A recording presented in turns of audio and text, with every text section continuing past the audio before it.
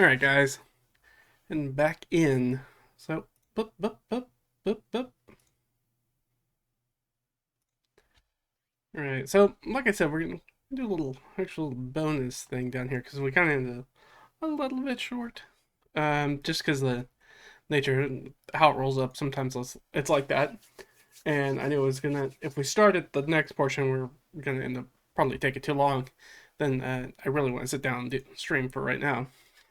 So, instead, one of the things that I did want to look at, sorry, I'm just pulling some things up on my end, is talk about a video that I came across from another D&D YouTuber. If you guys are sort of in that headspace and you sort of keep up with all that stuff, I'm sure you guys are probably pretty familiar with Bob World Builder over on YouTube. So we're gonna deal with a little bit of that, some of his stuff today. I felt like that would be a nice thing. Oh, I realized. There we go. Forgot I had the sound off a little bit. There we go. Now I've got to dig for the document I'm looking for. I just had it open earlier today, and I have misplaced it. Now I've got everything fixed.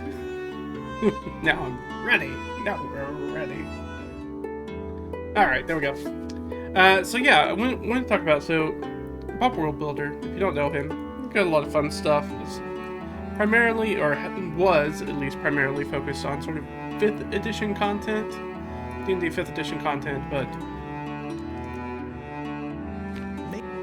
I'm not gonna play the video, but this is the video, in case you're wondering. It's how to make a D&D campaign the easy way. It's something he kind of came up with, kind of spur of the moment yesterday, and reading through it.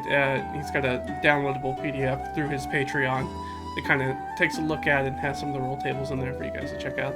And so I did it, and I was listening to the video, and I was like, oh, well, that's really interesting. And so I just kind of grabbed what he had on screen, because as soon as he was kind of going through it, it started to trigger some things like this. Some of the stuff is kind of similar to some of the documents that I already have, some of the resources that I've made myself that I kind of use, and also not.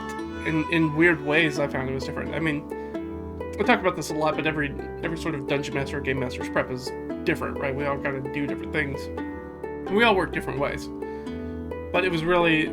So I really wanted to sort of, like, take these things and put them side by side. So I wanted to basically build something with his information, my own, like using the roll tables that he has, and then see if I could replicate basically that same thing with my own campaign setup. So his is 10-minute campaign guide. That's what the sort of document is called. And I have a document that's called the 15-minute campaign start that I basically made for myself, and I've used it with some other sort of GMs and DMs that I know sort of personally, but I hadn't really sort of put it out there on the internet for people to look at. And so I thought, oh, well, this might be a good opportunity to take a look at both of these things side by side. I was already kind of messing with this document, starting to get it ready for maybe be something that we release on sort of Drive-Thru RPG, right? We have all the pay what you want resources, so if you feel you're interested in this, you know, keep an eye out. This may be something that ends up there on the drive for you guys to pick up.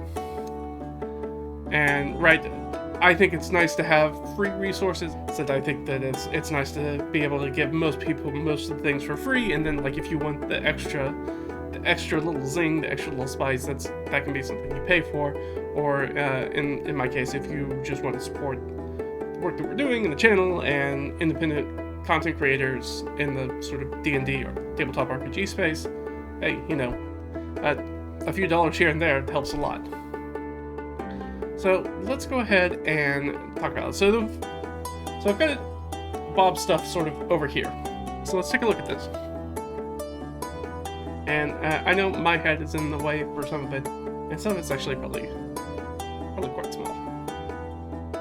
But I'll read off most of this. And of course, if you want to watch the video, actually I can just drop this link. I will just go ahead and drop this link in the chat so you guys can see it if you want to. There you go. So that's it. You can have it. You can put it on side by side, and then you can go through that video while we're talking about this stuff, and you can kind of see as I'm talking about it and see all that kind of stuff. All right. So it kind of starts off with having sort of 4 key questions that Bob wants to answer as he's sort of going through this. First is when he's opening up a brand new campaign, right? And you're going from blank page, like, all right, I know I want to run a game for my friends, and maybe we've got a time set up to start one, but that is basically all we know, is that we're going to play a game of D&D, probably. You're right, most of this is D&D focused, though it's got the serial numbers scratched off so you could use it with any sort of standard fantasy tabletop role-playing game. But it's clear that, there's a lot of D&D emphasis in that, which is fine.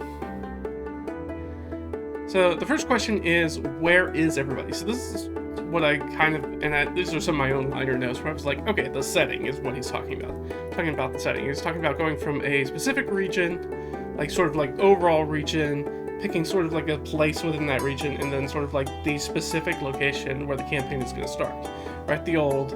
We start in a tavern, right? What is the singular, like, actual scene description place? Like, if you're writing in a screenplay or something like that, it would be, like, exterior tavern, right? And we'd know you're starting right outside the tavern. And so what we kind of want to know as we're going through that is there's the party starting location, where the boss, the bad guy's going to be, contenders, we'll get to them in a little bit, as well as sort of the MacGuffin location. We'll get to that in a little bit as well. But basically, that first question is like, where is everything? Where is everybody, right? Like the question asks, where is everybody? Like the setting. So now we can start to figure out some locations and figure out maybe how those interact. And so he's got some regions here, and I rolled. So I went through this, and I did this already, and came up with a thing so that way I could throw it up against and see if I could recreate it in my own thing and see sort of like the comparison and contrast, like where are they the same, where are they different, what different things do they focus on, what are some things from Bob's sort of thing that I'm like, oh, that's a really good idea, maybe I should include something very similar to that to my thing, or maybe this is why I wouldn't use this resource, or why I didn't include something like this in the resource. So the first thing Rolltable has are these sort of regions. And so basically you roll a d4 and then 4 across it's sort of like a sub d4 table. So it's aquatic, forest, grassland, and desert and tundra. So one of the things I thought was very weird that he talks about in the video is that he wants to kind of downplay the amount of desert and tundra in it. And I was like, okay, interesting. I mean, I'm running Leah's adventure, and right, we're running that, and it's very much is a very sort of dry, deserty, what would fall under basically the scrub, right? When definitely that xeric scrubland is where we're running the campaign right now,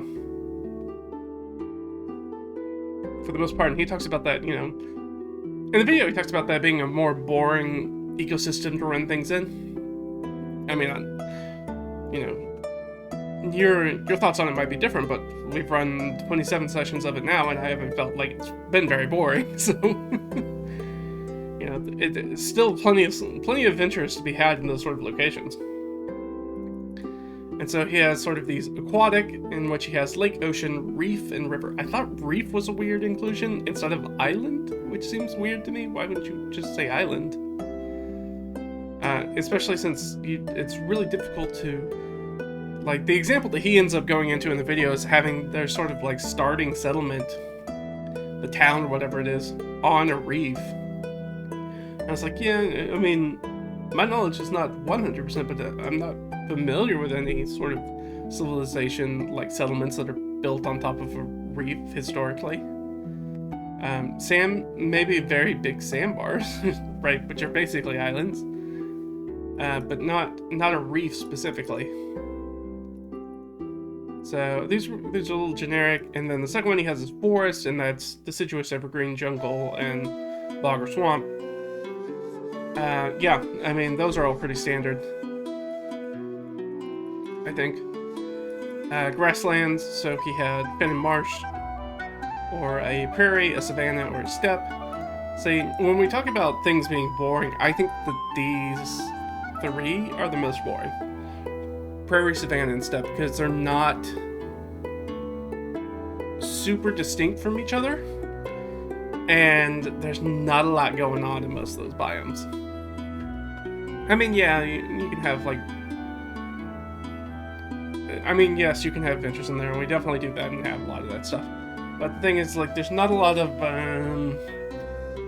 Problem is, like, when you look at something historically like the Steppe or the Great Plains of America, or anything like that, you realize that there aren't just a, like...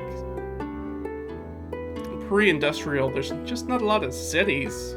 Right? There's not a lot of settlements in those areas because they're so they're so resource poor, is the problem. Right? There's just not a lot right there. There's not a lot of stuff to build with. There's not a ton of stone. There's not a ton of wood, right? Which are very, like, basic strategic resources you need to do things like build a settlement, which makes it really, really difficult, right? And I think that's obviously, I guess, the thought that Bob was having about sort of the desert and tundra areas, maybe. Because, yeah, those suffer from very much the same sort of things. But, I mean, just as much as this does, and that's now 50% of the options. And then he has basically these places within it. And actually, I combined two of his tables here. Because there was a D4 table and a D6 table. And the D4 was supposed to be settlements, and then the D6 was like adventure locations in the wild or in the wilderness. And so I was like, oh, alright, well, I mean, if we're literally looking at where to start an adventure, there's a lot of advice across the adventure, and I can tell you from experience on both ways, right? For every adventure campaign that gets started with strangers in a tavern, you can run one where it's like, nope, we just drop you, you're all together, and we just drop you at the entrance of the dungeon. You're on the wild, you're not a civilization, you've got all your starting gear, you don't really have any money if you're starting out most of the time, so you should have everything that you need to immediately go into the dungeon. It's like, why do we don't really need to do that sort of weird, awkward rigmarole part at the beginning. We want to just dump you in, right? So that was sort of my thought, so I was like, oh, well, I'll just combine the tables. So I'm already, right, we're immediately, and I also renamed some of the stuff up there, I should make that clear. And sort of swap some stuff around, just to make it make more sense in my head. But, yeah, I mean, like, I was already modding it I wouldn't say heavily, I was modding it a little bit, just to make it a little bit more approachable, a little bit more useful for my own needs. But so, basically, that gives us the region, it's going to give us the place, and then, right, we have the very sort of specific location within that.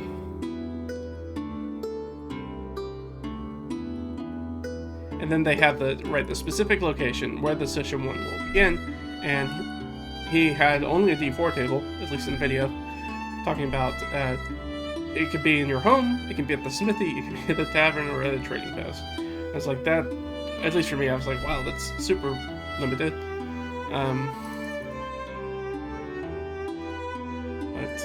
Because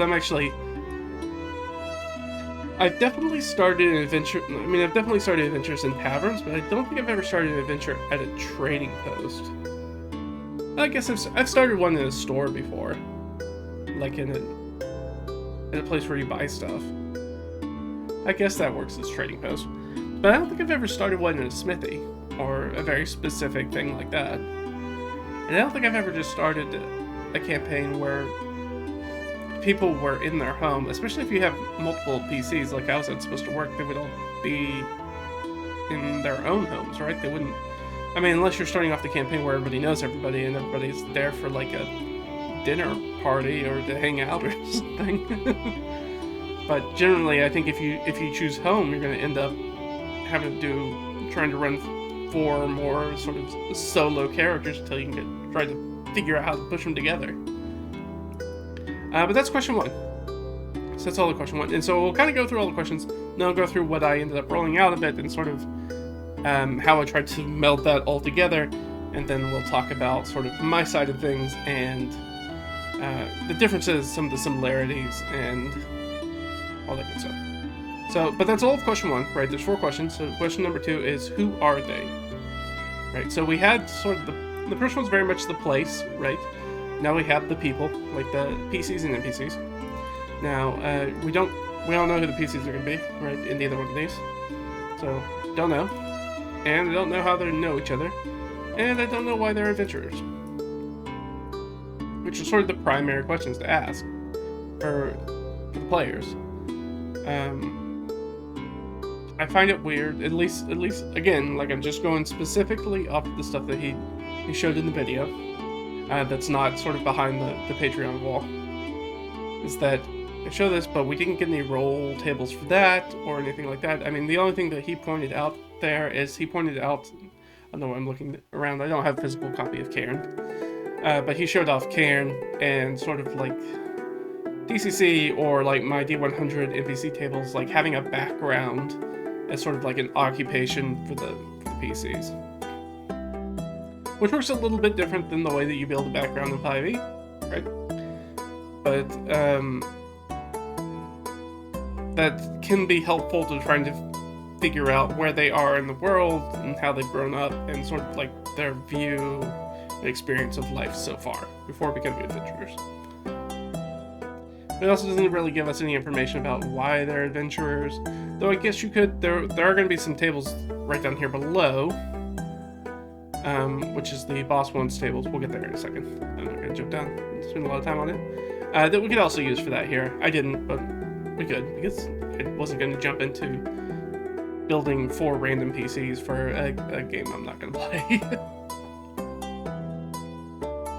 Kind of specifically for this outlet. So then, alright, if you have the PCs, then you also need to figure out the other people who are going on. That's the bosses and minions and the contenders. So, bosses and minions are up next, and I do actually like this table. It's a 1d12 table for boss and minions. I think it's a little limiting, right? You're not going to be able to use this rubric very many times before you're going to run into the same thing over and over again, right? You've got a like a 9% chance to roll doubles on these. It's not the greatest in the world, but I think if it was me, I would have split up the bosses and minions. I think that would be kind of fun. You can have some really more interesting things. So right here we have, so I'll just read them down real quick. Aliens, colonists, commander and soldiers, construct and animated parts, cult leader and cultists, demon and imps, dragon and kobolds, ghosts and apparitions, industrialist and lackeys, necromancer and zombies, spellcaster and summons, vampire and thralls, werewolf and wolves. So I changed a few of the names, but they're all basically the same thing, because I think industrialist was originally had henchmen, and I was like, henchman is like, and my mind was like saying minions. I was like, well, yeah, of course, it's the people who follow them. It's like goons or lackeys. I like that term better. It's also not gendered, I guess. Personally, I don't care too much about that, but there are people who do, and we should support that for them if it's not going to make any difference to us. So yeah, so my idea was like, well, it'd be really cool to have something like, oh, an alien, but they're working with apparitions, right? Oh. Interesting. So now you have some sort of like extraplanar being that's being served by ghosts and other sorts of incorporeals. Like, that's really cool. Wonder what's going on with that. That's already way more interesting than I think Alien and Colonists. Alien, I thought about changing that name, but I left it out as it is. This is already sort of weird because most of the outsiders are relatively powerful, which kind of screws up, kind of limits your abilities to choose, or your choices, depending on what level you're playing at. I mean, that could be said for any of these, though. But yeah, so bosses and minions. But it's nice to be like, I did like that. I did like that roll table. That sort of aspect where you pick things. If I was going to add something into mine, that might be it. But I already have the setup where I do the things like we were just doing the solo RPG, where I have a d6 and a d20 that I use to roll that gives me a little bit more nuanced, or kind of gives me a sort of thematic feel based off of the location, rather than the general area in its location rather than just kind of randomly. Because like I could think it would be really weird to if you ended up rolling like something like a city. You're gonna start off in a city, and that's gonna have something to do with dragons and kobolds, or even something like dragons and kobolds. Already going to kind of screw with your leveling, and anyways, it's a little weird. I feel like you have to do some gymnastics there that I'd rather not have to do.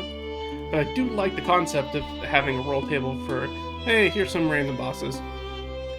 And here are some random sort of ideas about a collective group of minions. So I might use something that's a lot more like the contenders. So I put in here sort of my own liner notes, what I usually call these neutrals or rivals. Usually I call them neutrals. Bob's calling them contenders. These are basically like a third party that's involved in the adventure in some way. And so my sort of neutrals are, I have that designed. It's not in my campaign start thing that we're going to look at in a little bit. It's actually in my adventure design document, which is a different document, which deals with this. In that, we have things like this, or my dungeon creation one, where we have things like the bosses and minions, and we have that sort of stuff, just not in the campaign start one. And we'll get there, but it'll become clear sort of like the difference in the focus of these documents between what Bob has created and shown off and sort of what I use. We'll see sort of like the different approaches is sort of the same thing, which will be kind of interesting. So contenders, he has bots. I'm assuming constructs. In fact, I should probably have just renamed that, but I didn't. So bots, apparitions, bandits, colonists, cultists, goblins, imps, insects, kobolds, lackeys, oozes, plants, rats, skeletons, soldiers, spiders, summons, thralls, wolves, and zombies.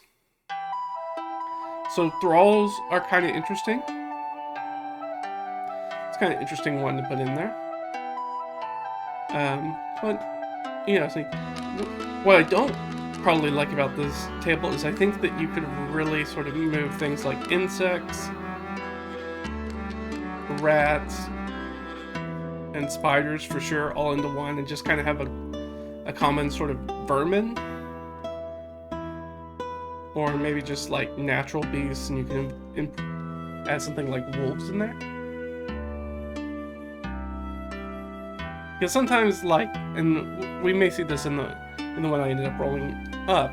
So the contender I ended up with was rats, and I was like, these don't really work in the adventure in any great way. Like, it's just, how do you explain just a whole bunch of rats being a primary part of your adventure? You really kind of have to, if you're not doing a sort of like Pied Piper kind of thing, or a rat catcher, or a were-rat kind of thing, it seems weird to just have like enough rats for it to be considered basically a faction in an adventure or campaign. The only way I might see something like that work out is if the rats were something like, what's the name of that video game? Is it a Plague Tale? The one that takes place during the Black Death, where you're the girl trying to escape with her brother? I think so. I think it's called Plague Tale.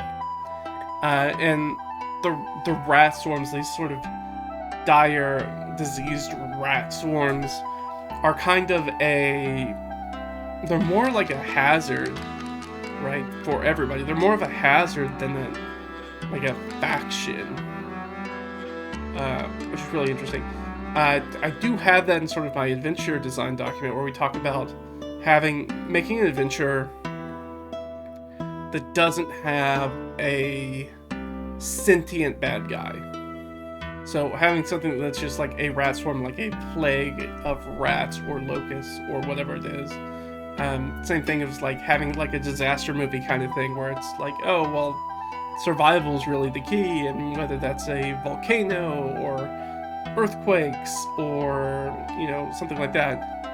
And be like, maybe that's the bad guy, and right, you set this sort of cataclysmic force of nature, for lack of a better word, as the BBEG, right? But that's not what we're doing here.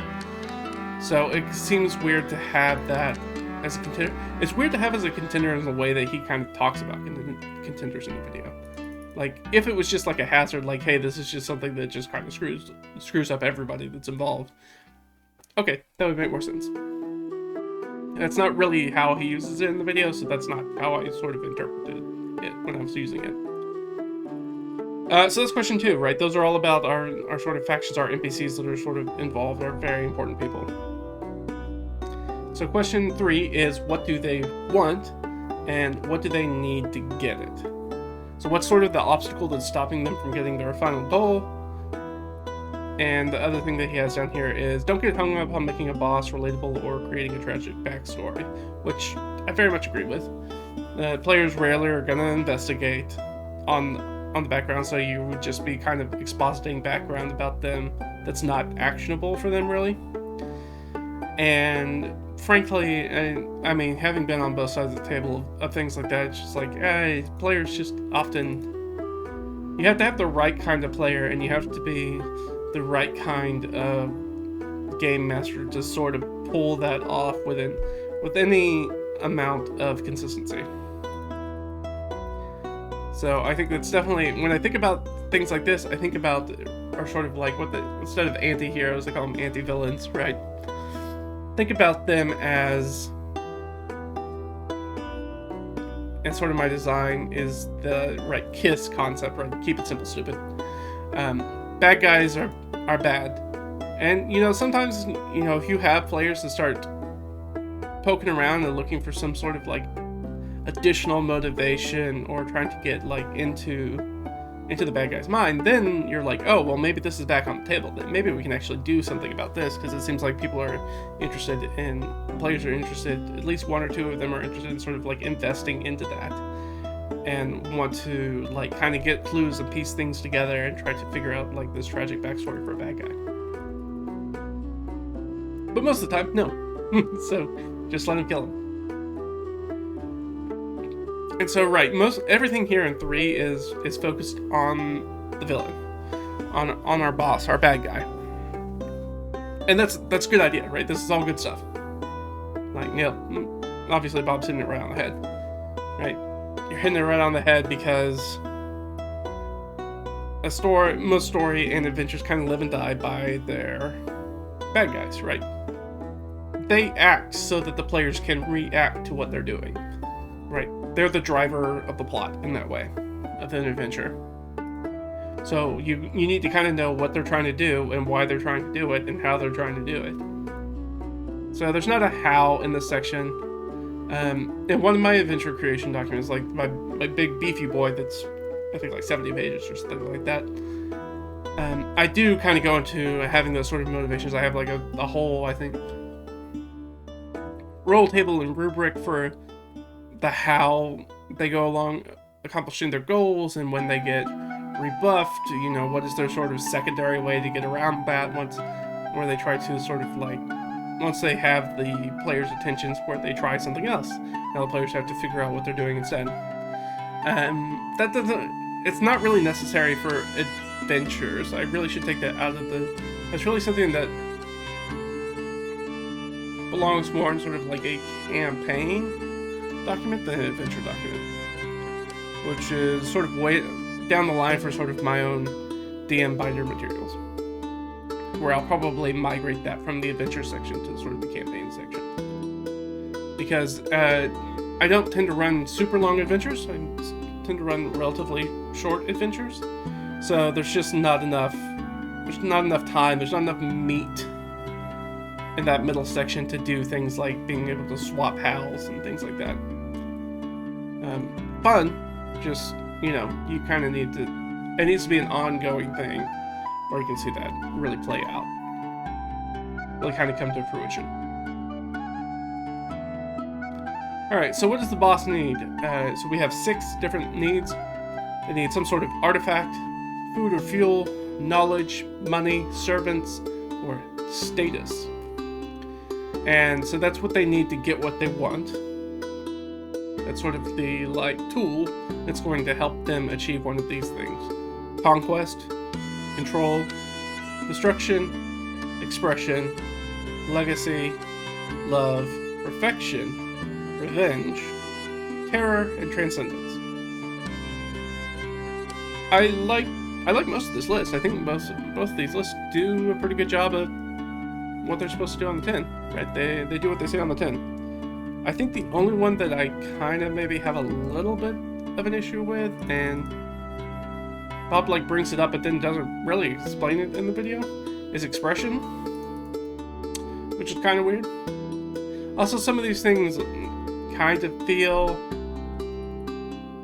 a little bit like the same. Like, I think you could argue that transcendence, perfection, and legacy often can be the same thing, as is destruction and revenge usually not the same, because otherwise you got to come up with a motivation for destruction that's not revenge, which is a little difficult, a little more difficult anyways. But yeah, otherwise I really like these lists. These are really useful. And then sort of the last part here is the 1d6 boss to PC connection. It's also sort of like the player character's motivation or their hook. Doesn't really talk about it in the video, but usually you really don't want to do this for every single person in the party. You really only want like one, maybe two PCs in the party to ever have like a motivation for the adventure that's intrinsic versus extrinsic or material kind of gains, right? I mean, you can't have every time that your players go on an adventure they have a family or friend that's captured, right? That gets old really fast. Or a family or friend that's killed, or a family or friend that's threatened, or a home or some type of wildlife that's captured, home or wildlife destroyed or threatened. Yeah, these motivations are pretty standard. Yeah, I don't think there's anything that stand out. I think they fill the quota. They do what they're supposed to do. I do think that it's kind of weird to... Yeah, I think there's a lot of sort of like asterisks and warnings about like how to use this and why and when. Because I think you can very much overdo it very quickly. So we don't want to do that. And that's all for question 3. So now we're down to the last question, right? There's only 4 questions. And the last question is, why don't they already have it? What are the obstacles that are standing in their way? And this is in the way of the boss, and their minions, in the way of the contenders, in the ways of the party, right, the player characters, or any combination of the 3. In the video, he plays it very loosey-goosey. I think that there's probably more instructions with that in the document, I would assume. But going strictly off of what's in the video, don't really know yet. Now, we already know that there is one obstacle, which is that they need a very specific thing to get what they want, so that's already sort of like the boss's primary obstacle, so it seems weird that that's not included in the additional obstacle area. And so now we just kind of have some different obstacles, and he's got a list of 4 and then some subtables for them. And I think some of these subtable things are a little weird. So the obstacles, primary obstacles he has, categories are geography, opposition, timing, and tool or tools to access the need. Right? Basically, they need something to get the thing that they need to get the thing that they want. Right? Something's in the way of them getting the thing they need so they can get the thing they want. Which is very, if you've watched earlier videos of me, talk about things like adventure design and running the game, talk about things what I call the hiccup method. It's like, oh, they're going to do X. All right, what sort of hiccup could keep them from getting their way, could be an obstacle to doing that. So I call it hiccup method. And you can kind of just keep throwing hiccups in front of whatever they're trying to achieve the next time.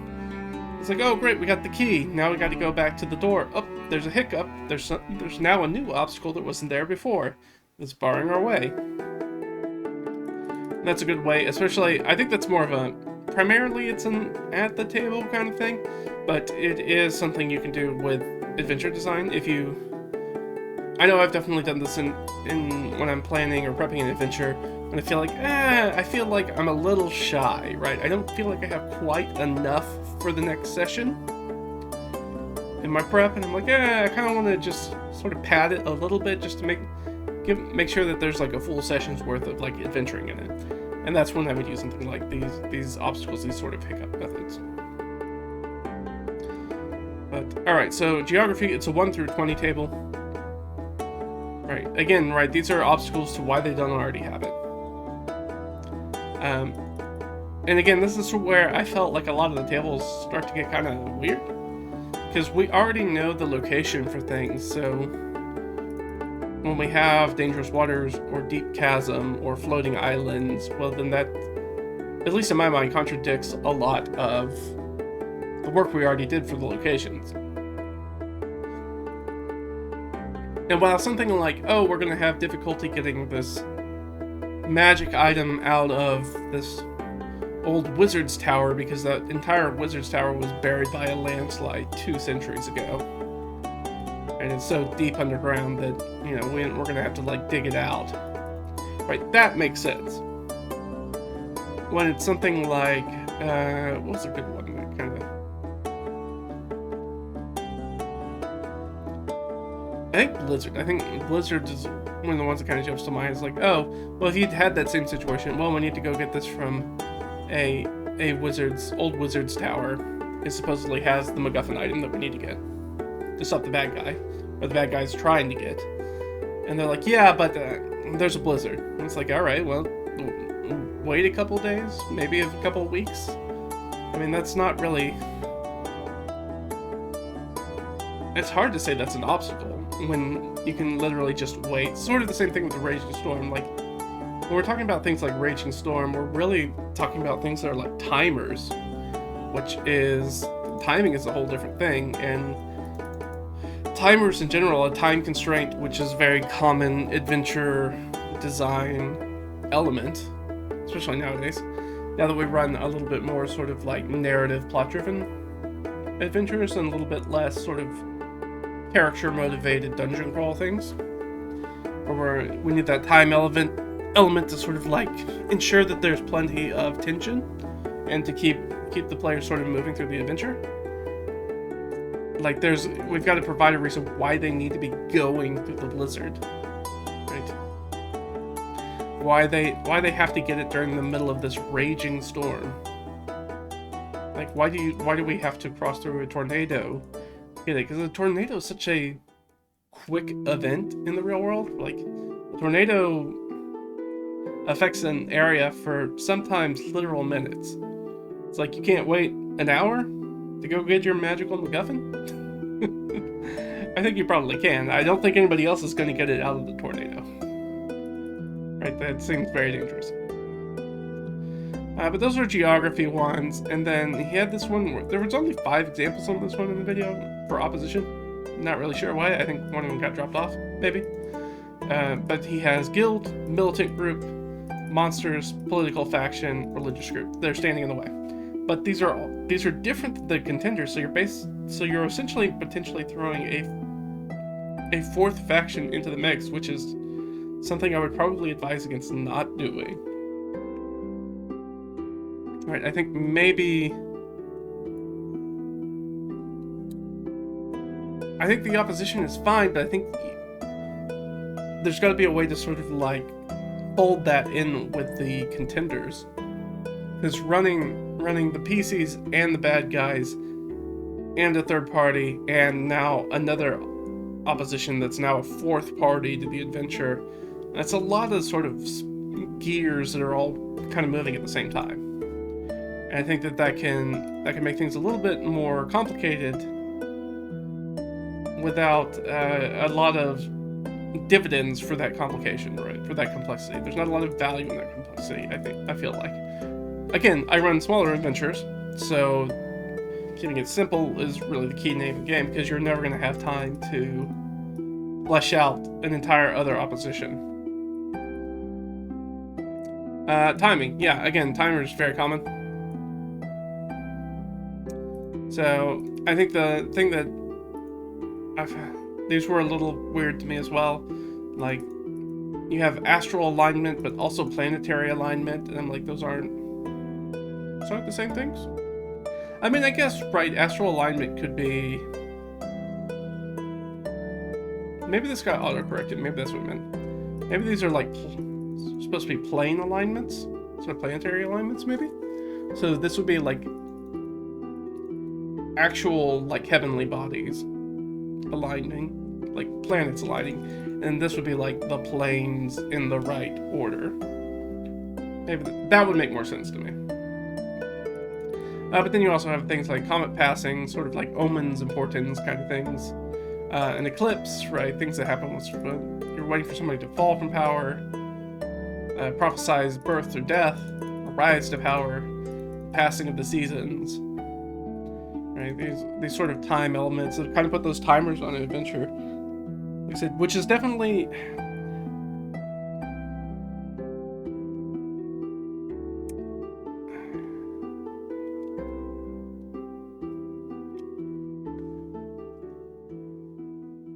I guess, sort of, I think kind of bewilders me about this is that I don't feel like often in an adventure I need to say why the bad guys haven't done this already. Haven't already accomplished their thing already. Because I think the base assumption is like they've just learned about it, or this time has just now come up, so that's why they're doing it. Right? Especially for things like these timing things. Like, they couldn't have done it before, right?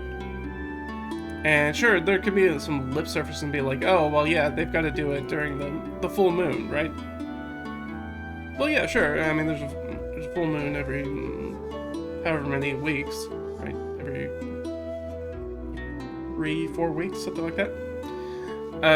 So, I mean, that comes up pretty regularly, so even that doesn't really explain why they haven't done it yet.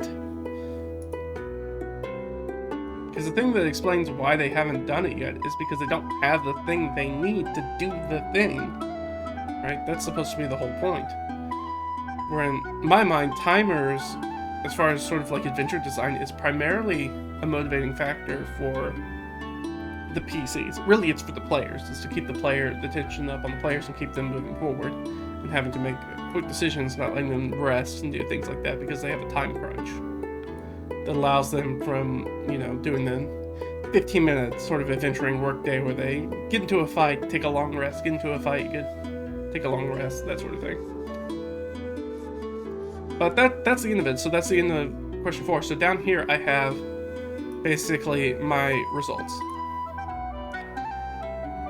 Going off these tables, kind of following Bob's example and kind of using it. So, where are they? Alright. Well, the party's in the tundra. They are on a glacier in the tundra. And I kind of combined it. I rolled peak, but I was like, I'm just going to put camp there because that makes sense. Peak. Rather than just having them standing on the peak of a glacier. It's like, okay, they're on a peak, a camp, right? It makes sense for you to be camping on a glacier peak. Then I ended up rolling almost the exact same thing for the boss and the MacGuffin. Basically, I went in and like he doesn't really tell you, sort of an example in the video, like how many of these different rolls to do. Do you combine some things? Do you not combine things? So I was like, oh well, I'll just roll to see how many I need to combine. And so I did that, and so I ended up. The boss is already at the same place where the MacGuffin is. That's great. It makes sense. Like they're in the dungeon. They're looking for the things in the dungeon. So now they're sort of like a rival faction going through the dungeon at the same time the players are. Which, right, already immediately, right, we don't really need that timer opposition. That timer opposition is built in, right, when we set it up like that. Like, no, we got to get to the MacGuffin first because the bad guys are actively looking for it in the same place as we are. Right, so we got to get there before they do. Like, that's implicit. We don't really need an external timer for that. Keep them moving. And the contenders, I ended up rolling Aquatic Lake, Castle. So yeah, had some interesting ones. And so this is one of the things that I realized, like, as I was rolling it. It's like this campaign could really kind of really screw you up.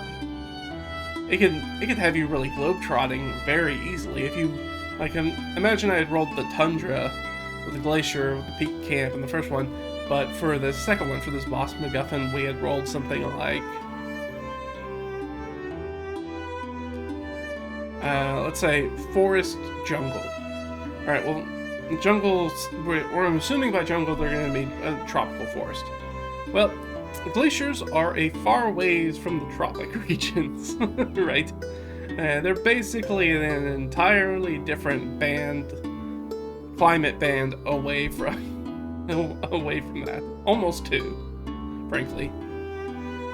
So that means basically moving across almost half the world. So that could go very badly very fast, and then you'd be like, why would you even know what the boss was doing half a world away? This is assuming that you're not doing any sort of like horizontal movement across your map, just vertical movement. Now, of course, you could come up with some sort of cool magic thing to do, which you might have to. But I'd rather not have to do those mental gymnastics if I don't have to. I don't understand why you would have you're gonna build a campaign with an area that your PCs are gonna start in, but that might not actually be where the adventure is gonna take place, and the adventure might need to take place on the other side of the world. And then let's say that timing element's in play, right? Something like that. And you're like, okay, well, they have to wait till the full moon to do this thing. It's like, cool. That's like 2 weeks away. And I need to travel to a place that's like 2,000 miles away on foot. Right. So it just, for me, it was like, I ended up being lucky in my rolls, but I could really see it really having to do some heavy lifting on the DM side, to the point where then you start to wonder, at least I would start to wonder, it's like, are the tables at this point helping me, or are they hindering me? Because they're making things more difficult than if I had just done one roll and played off of that. Question 2. Who's the party? I don't know. I don't know. We haven't made them yet. So we don't know anything about the party. Who is the boss and the minions? I ended up rolling Demon and Imps. And like I said earlier, who are the contenders? Rats, baby. Rats. So I'm already like, alright, well, now I've got this weird cold lake adventure thing that's got a bunch of rats in it. It's gonna be maybe kind of difficult to figure out. So, that's question 1 and 2, so we're 50% of the way through. And the boss needs knowledge, that's what I ended up rolling, knowledge to help them achieve terror. I was like, oh, well, terror for demons and imps is a pretty clear motivation, what they're trying to do, right? The same thing that demons and imps usually try to do, which is get into the material plane and screw stuff up. Because, agents of chaos and all that. Or, I guess, agents of evil, because he has demon down here, but I could very much see it just coded as just fiend overall, or it could be devils or demons, because those are different in D&D, right? And one's lawful and one's chaotic. So we know they need some sort of knowledge to achieve what they're trying to do, which is terrorize the material plane. So, the party connection to the boss. Spelled that. Party connection to the boss. I ended up choosing 2, so that way we could maybe have, tie 2 PCs to it in a different way. 1, have a family or friend that's been killed, and 2, have home or wildlife that's been captured. Alright, those 2 reasons should get most everybody on board, I feel like. I may have to externally motivate some people with some fat loots, but that should at least, if I can get the general consensus is that if you can get at least one of the party members tied into the adventure through some sort of intrinsic thing, through their backstory or the personal goals of their PC, you're going to be in a pretty good spot, because they're going to want to go on that adventure. It gives them a motivation that's not just be a murder hobo, pick up wealth, kill things, gain power. Which is very, very much a player motivation, not really a player character motivation, which is different. There we go. Alright, let's keep going. That was 3, 4. Randomly rolled one obstacle that's going to affect all the parties. So, again, it doesn't really give us like how many obstacles to use. So it's like, alright, well, I think I rolled a d4 and I ended up rolling a 1. Either a d3 or a d4. Ended up rolling a 1. So it's like, there's some sort of opposition religious group. Okay. So that could be another faction, right? Which is what we didn't really want. And then I had to figure out a way to kind of tie this all together and make it make sense.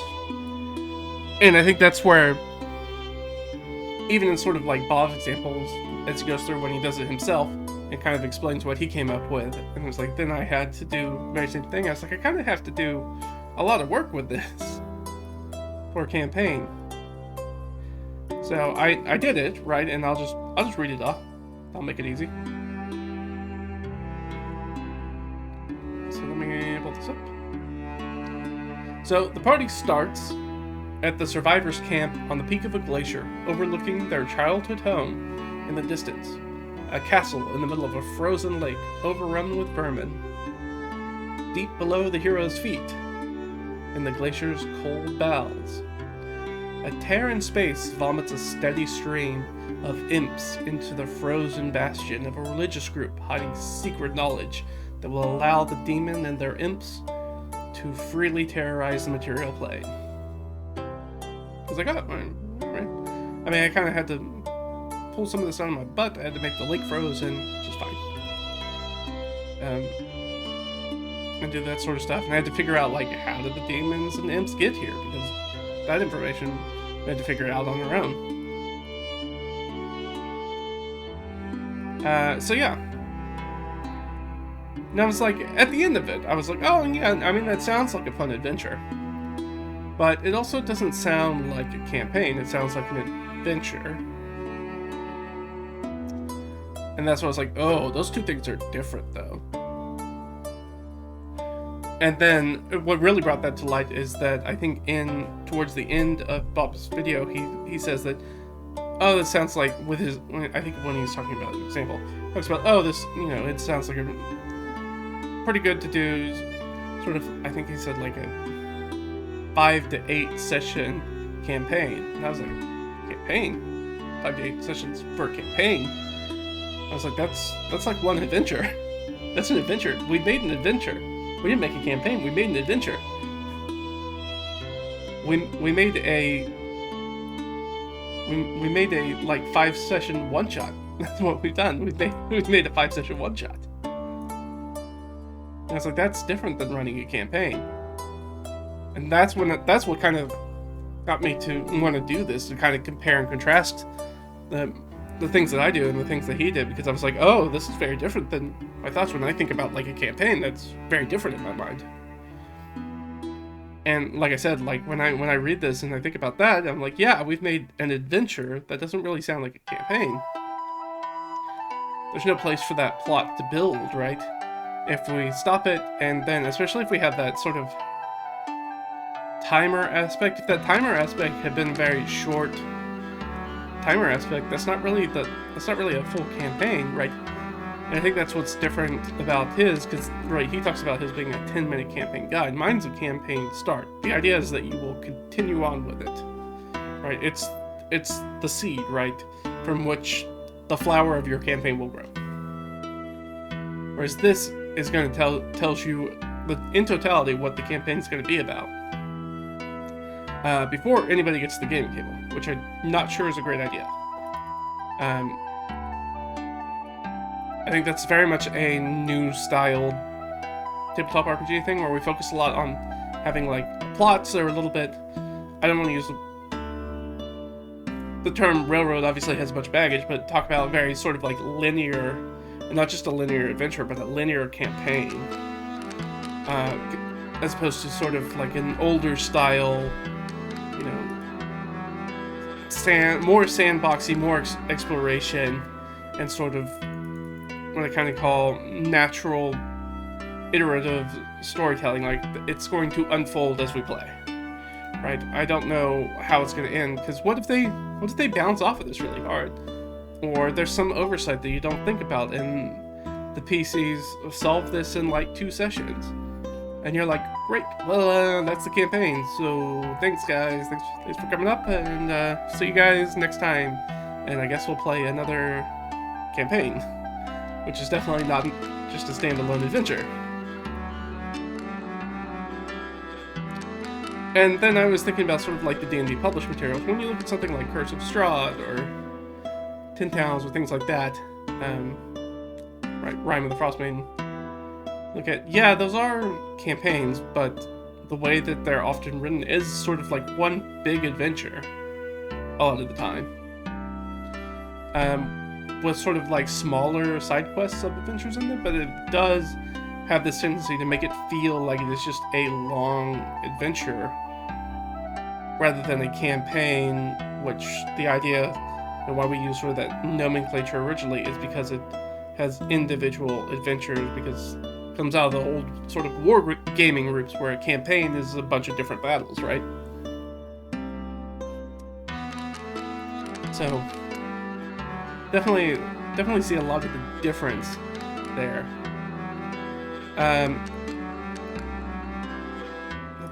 Oh, I didn't read the rest of it. So, sorry, I only read the first paragraph, I didn't read the second paragraph. Let's read the second paragraph.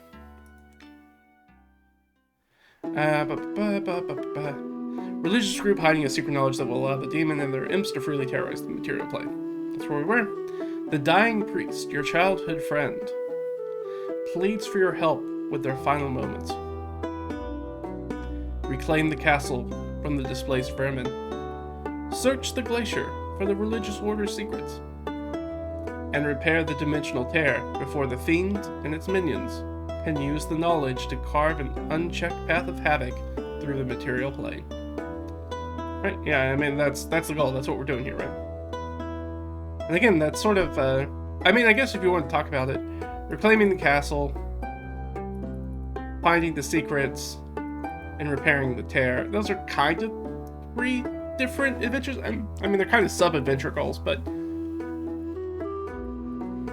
it is kind of one bigger, longer adventure rather than being feels like a campaign. There doesn't feel like a very natural place where you're like, we stop doing this and start doing something else. Right? We don't do any side quests or anything on this. But that was everything. I liked it. It was a very interesting exercise. I really enjoyed it. I mean,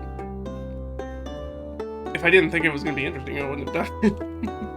But it was interesting, and it was interesting to see what I came up with, and I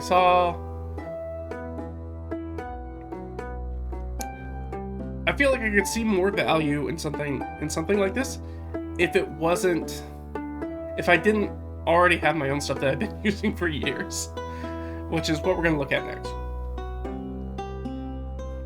So basically, I completed that same thing, and I was like, alright, well, what if I try to remake that in my own sort of campaign start document, which is here on the left. So we have the campaign start. Starts very similarly, right? Right out the bat. We go, alright, what's the climate? The primary climate. So obviously I have it done a little bit different. And then I have these things down here, right? I have our highlands, valleys, wetlands, and you do that again, then you roll again on that table to find out where that is.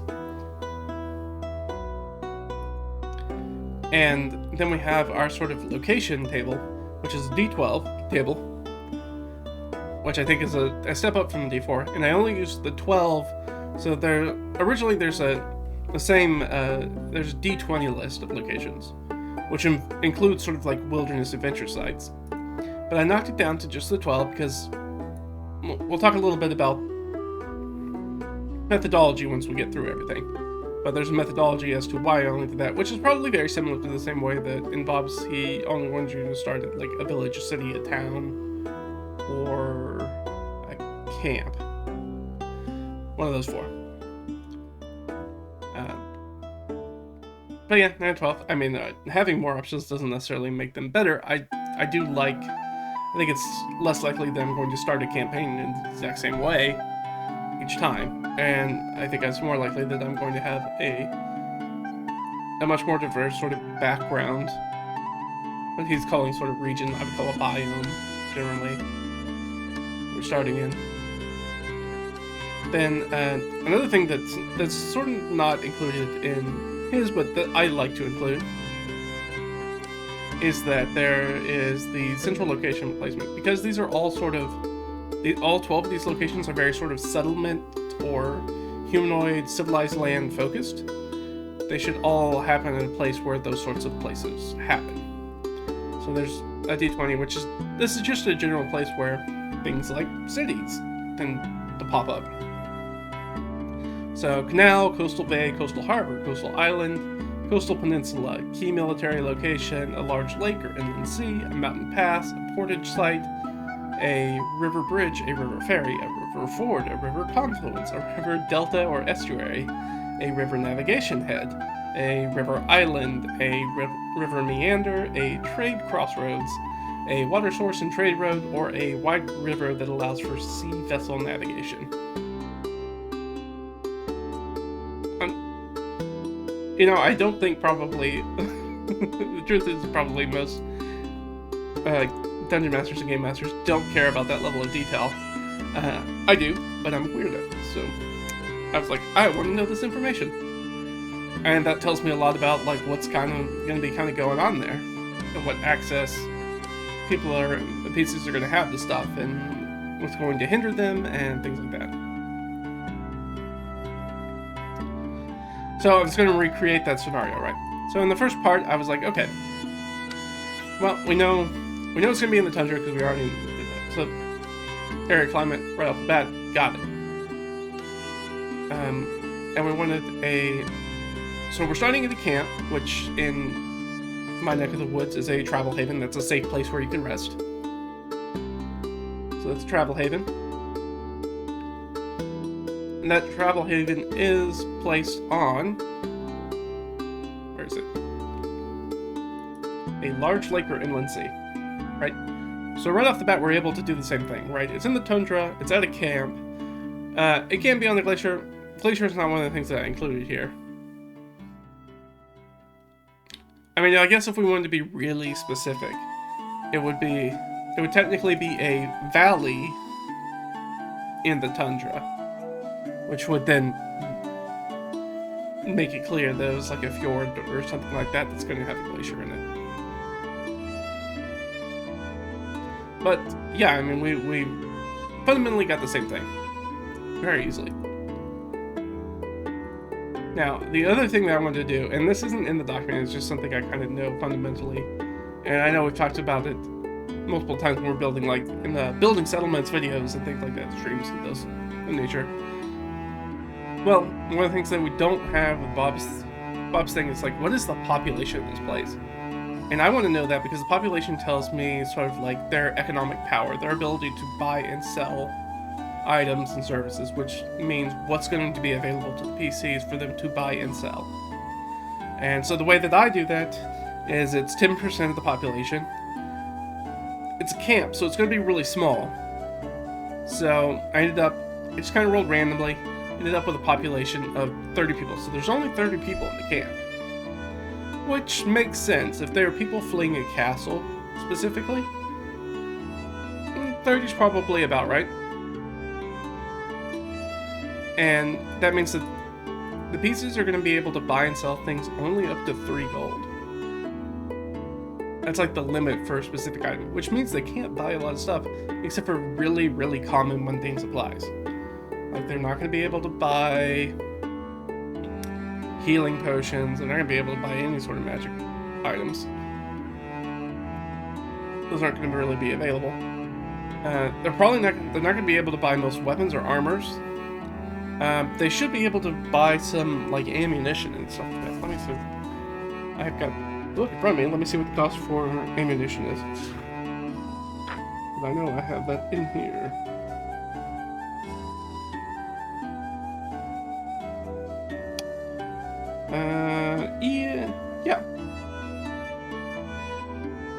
Yeah, you can buy 20 arrows or bolts for gold. So yeah, they'll be able to do that. But they're not going to be able to do things like you can't even buy any armor. Padded armor starts at 5 gold, so that's not going to be available. But you can buy oil, you can buy a lantern, torches.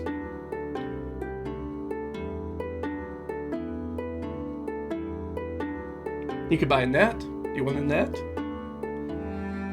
You can buy a whip, a sling,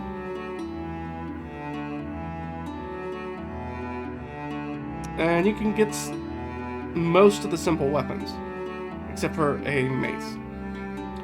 But most of the simple weapons are really cheap, so you can definitely pick those up. And then, of course, if you have a ranged weapon, you can buy the ammunition for it. And that also means that you should be able to buy things like... Right, you can buy rations. Right, you'll get that sort of stuff. Like, very common stuff you'll be able to pick up. Like, you can get a good number of the sort of standard adventuring gear for 3 gold or less. And again, that's not in total, it's just individual items. So you'll be able to find bottles and barrels. You can even buy a tent. But you're not going to be able to buy things like a magnifying glass or a signet ring. Probably not going to be able to buy almost any kits, tools, or gaming sets. Well, you can buy cook's tools, I guess, if you want to cook. Or wood carvers. Or cards or dice. And I'm just realizing that cards are surprisingly cheap in D&D, which is weird for a paper product. That is kind of strange. Especially for cards are most generally associated with the nobility, so you would think it would actually be quite expensive. Also, they kind of take a lot of work to make, because you got to make them by hand.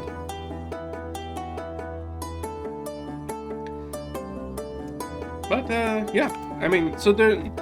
Like, all your standard stuff, you don't really need very many people to be able... A very small population can give you, like, the most common sort of fundamental gear that you need, like resupplying gear, things like light, rations, some rope, exploring clothes, things like that. Well, actually, I don't think you can get exploring clothes. I think those cost more.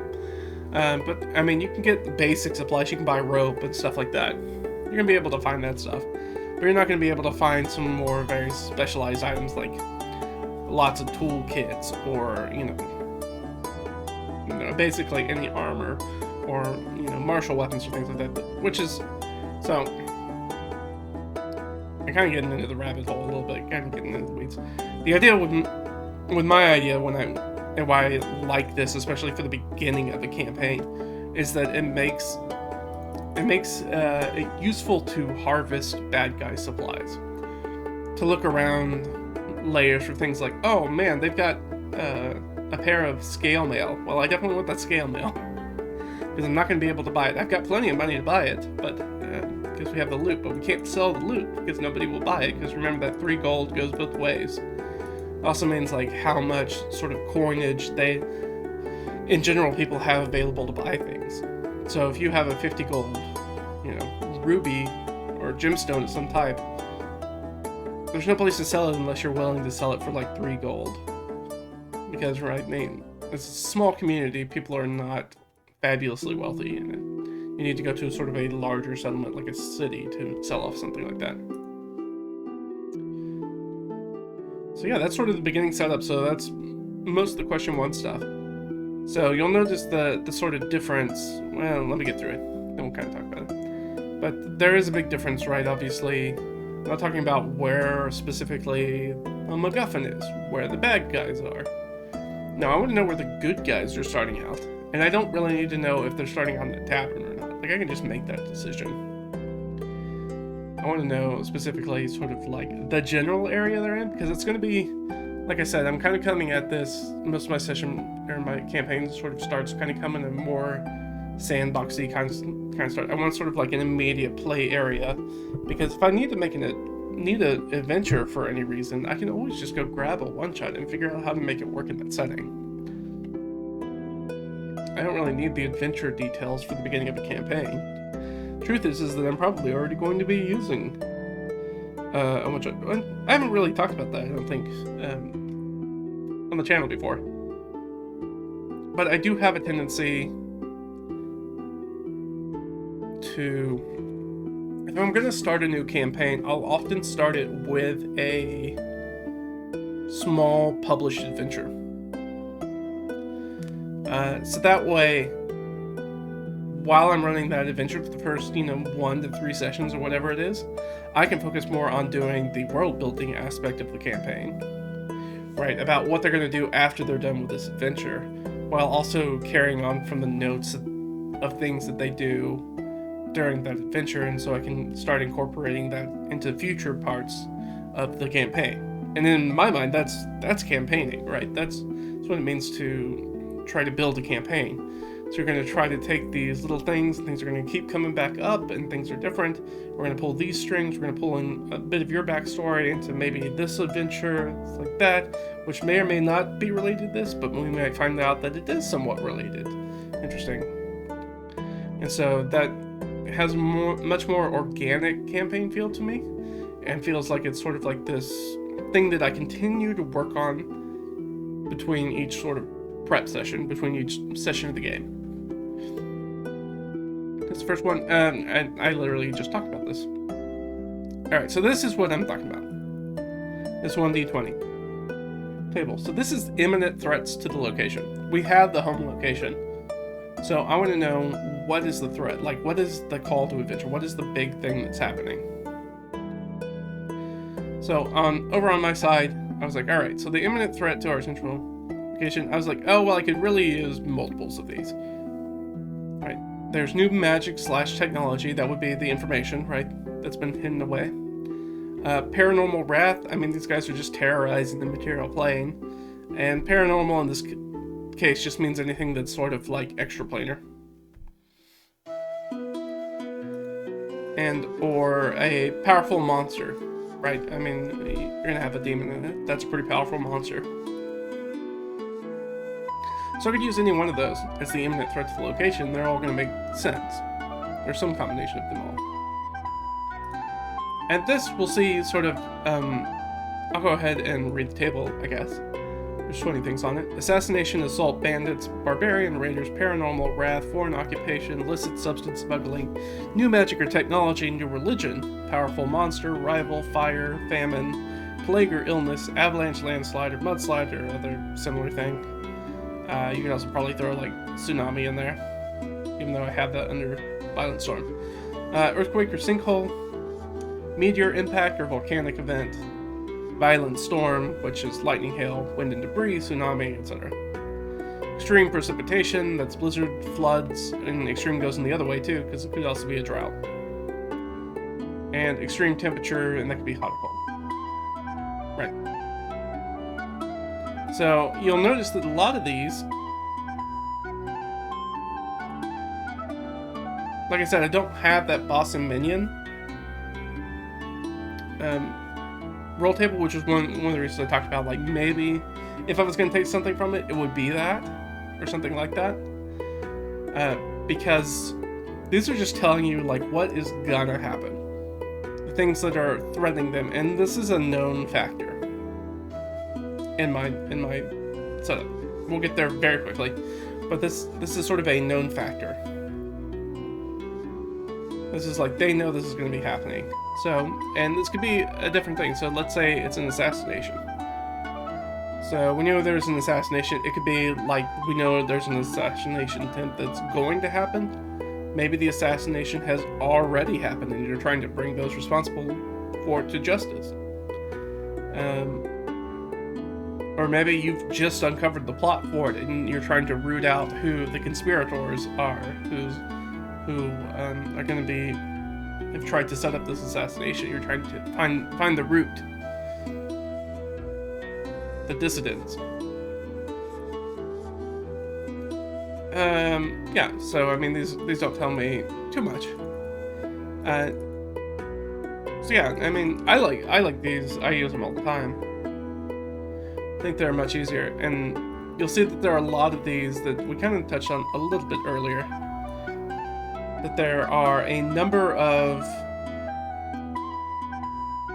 threats, right, to the location, to our central location, right? It's our home base. That's how I set this up. Is right, we have our home base where we're starting the campaign start, and this is what is threatening that home location, our home base location.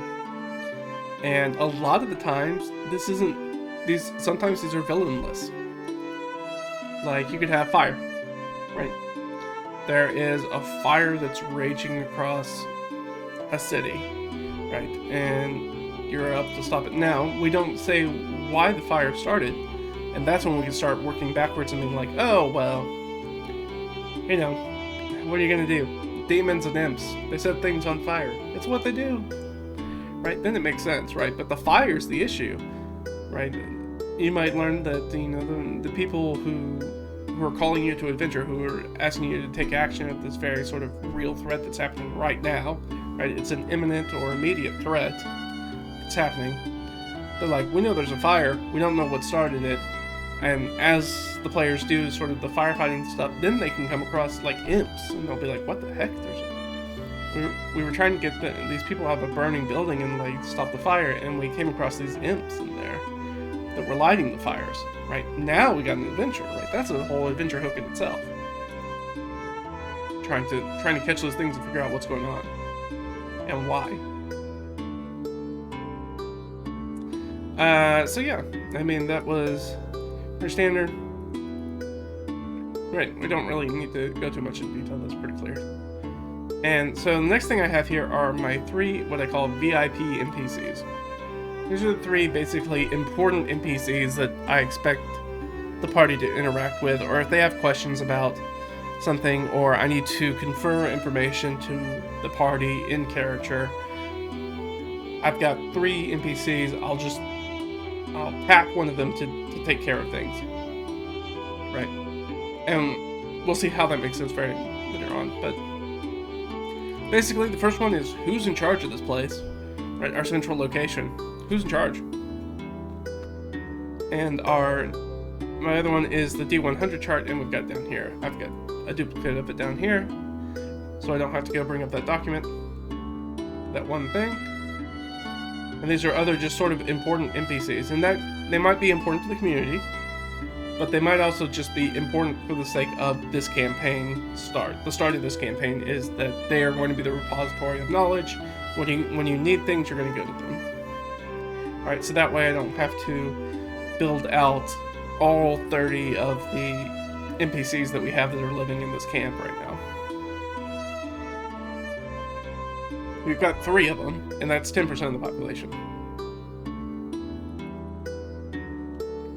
And so the first one is who's in charge, and basically there's a quest tied to each of them. And so the quest for the person who's in charge is obviously the imminent threat. So for ours, I decided to make that the priest who's our childhood friend. So I resurrected him. He is no longer dead. He is alive. And he is the one who is asking for our help. They want us to resolve the imminent threat to the central location. Bully for them. And the next one. So we're going to make 2 more important NPCs to use. And each of them are going to have sort of like a side quest that's related to a nearby location. So, and sometimes I roll for them, sometimes I'll re-roll if I get weird things. I got Hermit, which was a little weird, but then I ended up rolling something for it, so it ended up working and I didn't need to change it. So Hermit has this problem, which is a sinkhole and extreme precipitation. So they're basically their home, their hermit, right? their home is sinking into the lake. The ice over lake is melting and their home is sinking into it. So we kind of inverted that extreme precipitation a little bit. The fact is that there is a bunch of precipitation and now it's going away. It's the issue. And that's kind of the problem. And so we have some details about their side quest. Disturbances are causing their stilted cottage to sink into the frozen lake. Find the source and stop it so they can return home. That's what they want. It's a pretty simple side quest. And I like these simple side quests because it encourages the players to take their party and explore around the area and find new stuff if they want to. If I want to start, I can very much take this and roll it into a hex scroll if I want to do it. If not, I can just have them go straight there, or roll to see if there's a random encounter on the way, or however I want to do it. And our third NPC is a jeweler. And for them, I got foreign occupation and frozen lake castle. And that's so basically it's a location plus another one of the threats. So their side quest is they want you to change the priest's mind about the castle being off limits. So the priest has been like, okay, we're in the camp, nobody's going back to the castle, it's infested with vermin, right? We don't know what that's about. Don't go back there, it's extremely dangerous, it's off limits. So our jeweler is like, hey, I disagree. I want you to, look, I know you're friends with the priest. Can you maybe try to change his mind about this? His or her mind about this? Because I think there must be a secret way into that vault from the castle, because as far as we know, those rats came up from that place and entered the castle. Look, we're in this camp on the glacier. We're really exposed. We're right next to this dimensional tear, this hell portal. If we can figure out a way to get into the castle and block the entrance the way the rats got into the castle, and we can deal with the rats, we have a much more defensible position than being on this open glacier right next to a hell mouth. And we're going to be able to maybe hold fast there. Right, I mean, that feels like a very reasonable thing somebody might say. Now, if that's their 100% benevolent intentions, we don't know. Right? I haven't written that down. And then the other thing that we do is right down here. So on the left side. Each of these three NPCs, has an opinion about the imminent threat, how the imminent threat should be handled. So we already saw that a little bit with the jeweler, but we're going to go into more detail with both of them. So who the party talks to and how they resolve the imminent threat will change their standing with each of those NPCs. Alright, so you're immediately getting thrust into these people that are having kind of a disagreement about how to deal with the imminent threat, and they're kind of running out of time because, right, the threat is imminent. It's going to show up. And we now have the actionable party, our lovely player characters, our adventurers. And so now everybody's sort of jockeying with them to try to get the adventurers to choose the way they want to deal with it, because they think that's the right way to deal with it, the best way, or the fastest. And so I've just got these down here as sort of primary quest thoughts. So for the priest, they want to drive the fiends from the glacier's secret vault and close the portal by any means necessary. They're really like, I don't care. It just needs to be done. And the most important thing is that you need to get them out of the secret vault. So the hermit's thoughts about this, kind of just folded into that sort of hermit method ideology and being like, look,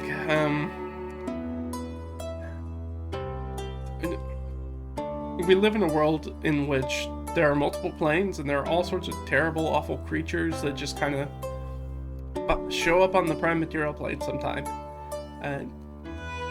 And there's nothing that we know about. We don't know how they opened the rift.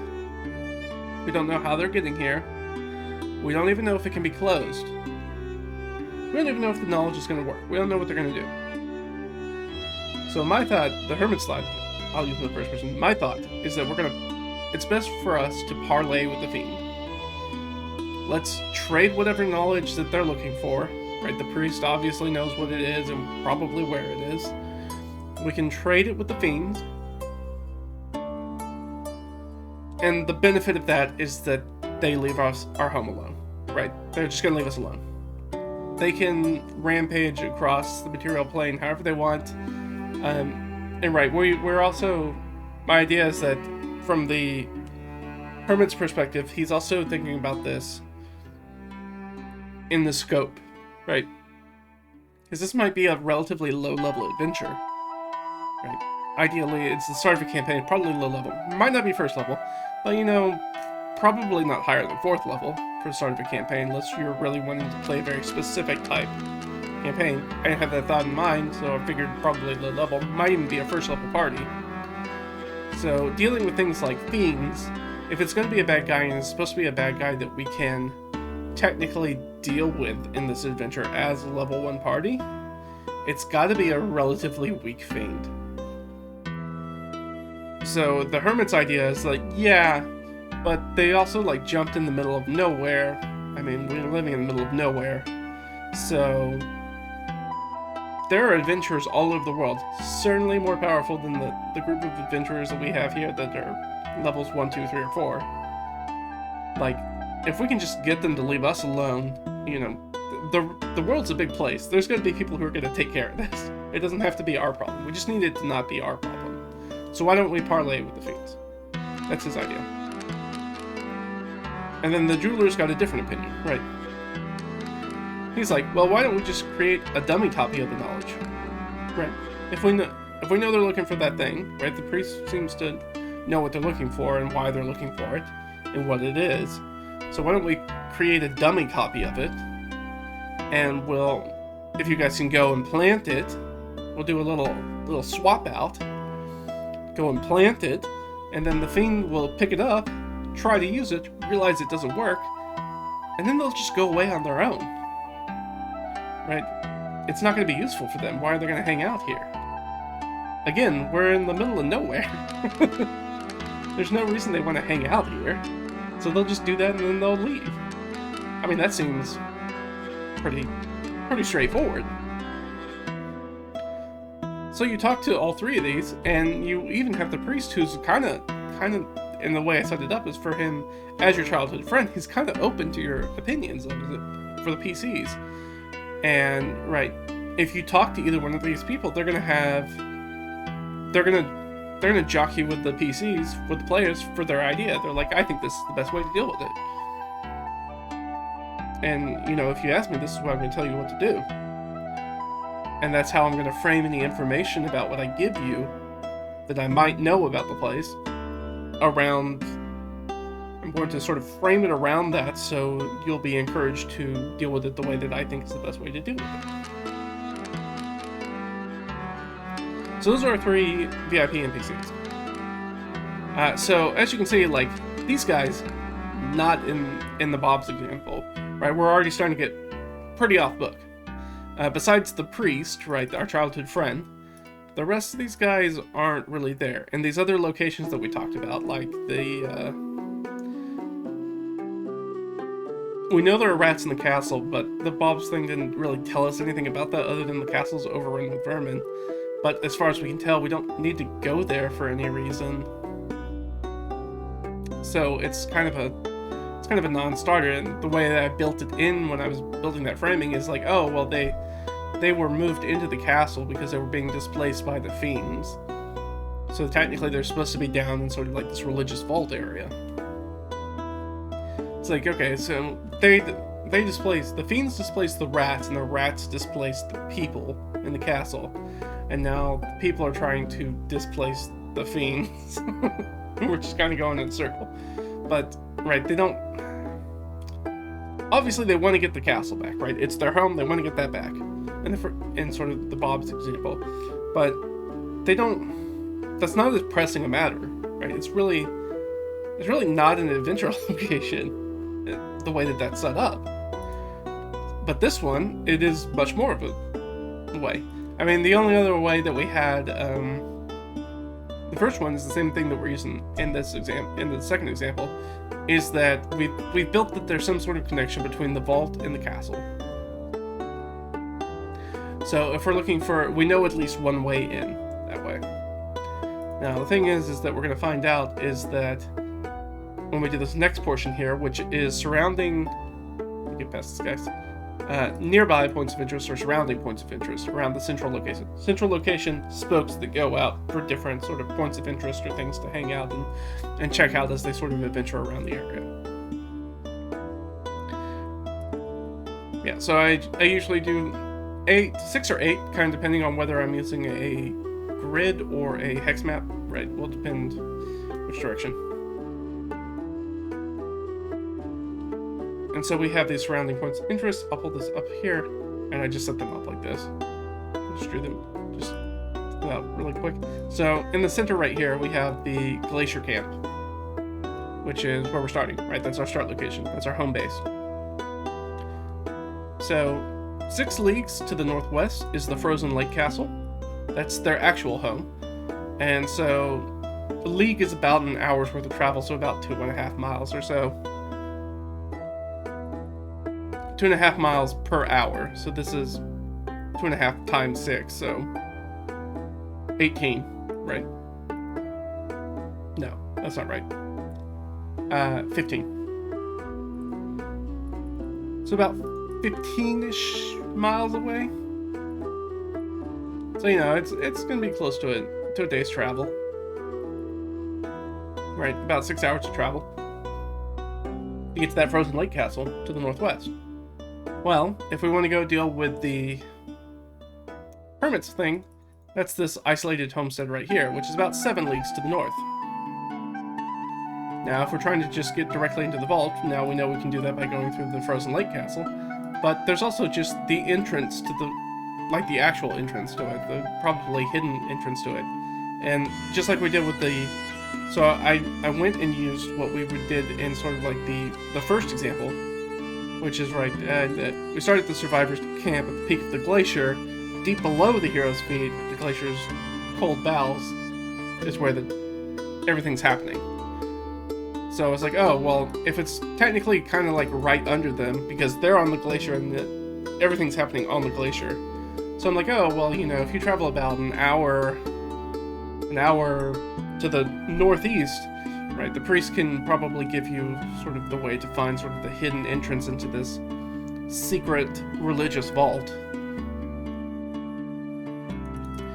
And other things, so things that weren't sort of included in that original example, because there is probably going to be a point where this is going to be important in the campaign.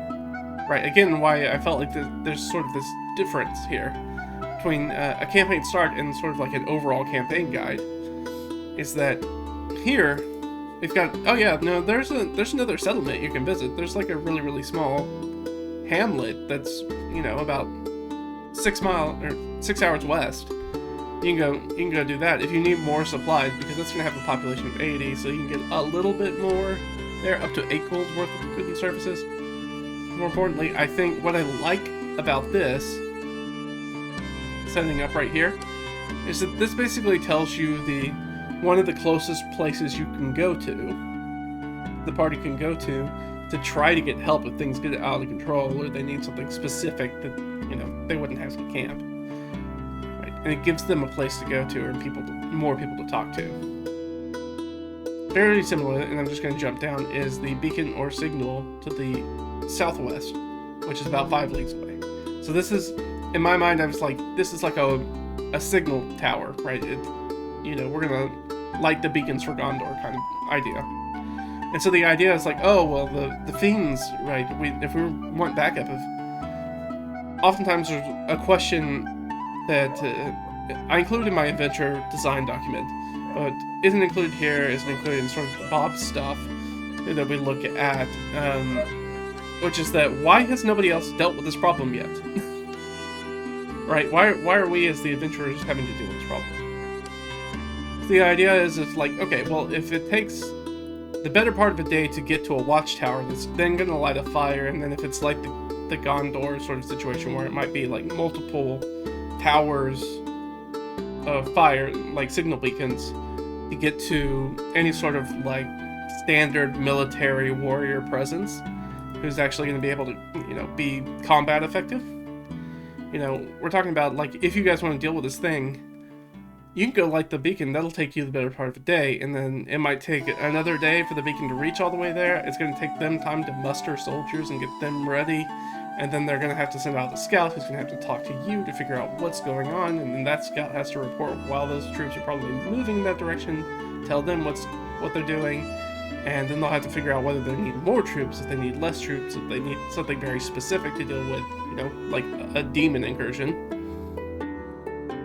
Right? The idea being that, like, oh, no, this makes it, like, knowing what's around gives you a very good idea, or at least for me, as DM, why you guys got to deal with it, because help is maybe a week away, right? And, those fiends are definitely going to find that book, that secret knowledge, that secret book, in less than a week. Like, we can't wait for that. And that'll become even more apparent here in a minute, once we get down to the bottom part. Other things that happen, there's some sort of marker or signage. Usually that's a cairn, standing stones, could be something like that. It could be directional signage telling you where things are. Down here at the bottom to the south, we have a ruins of a religious location. So maybe this is really fun. So maybe that if they investigate that area, and it's relatively close, it's only about an hour away from the camp.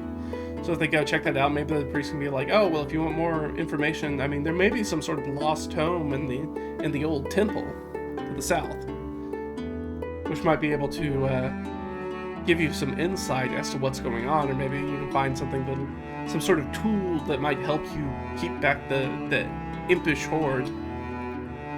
Right, those sort of things. And right now, you just set them up for an important reason to go on the side quest before they actually go on the main quest, right? They're gearing up, they're prepping. Like, hey, why don't you go and just check it? Maybe you'll find some writings, maybe you'll find out something about portals. And because it's ruins, maybe it was ruined previously by another sort of similar demon incursion that maybe happened, I don't know.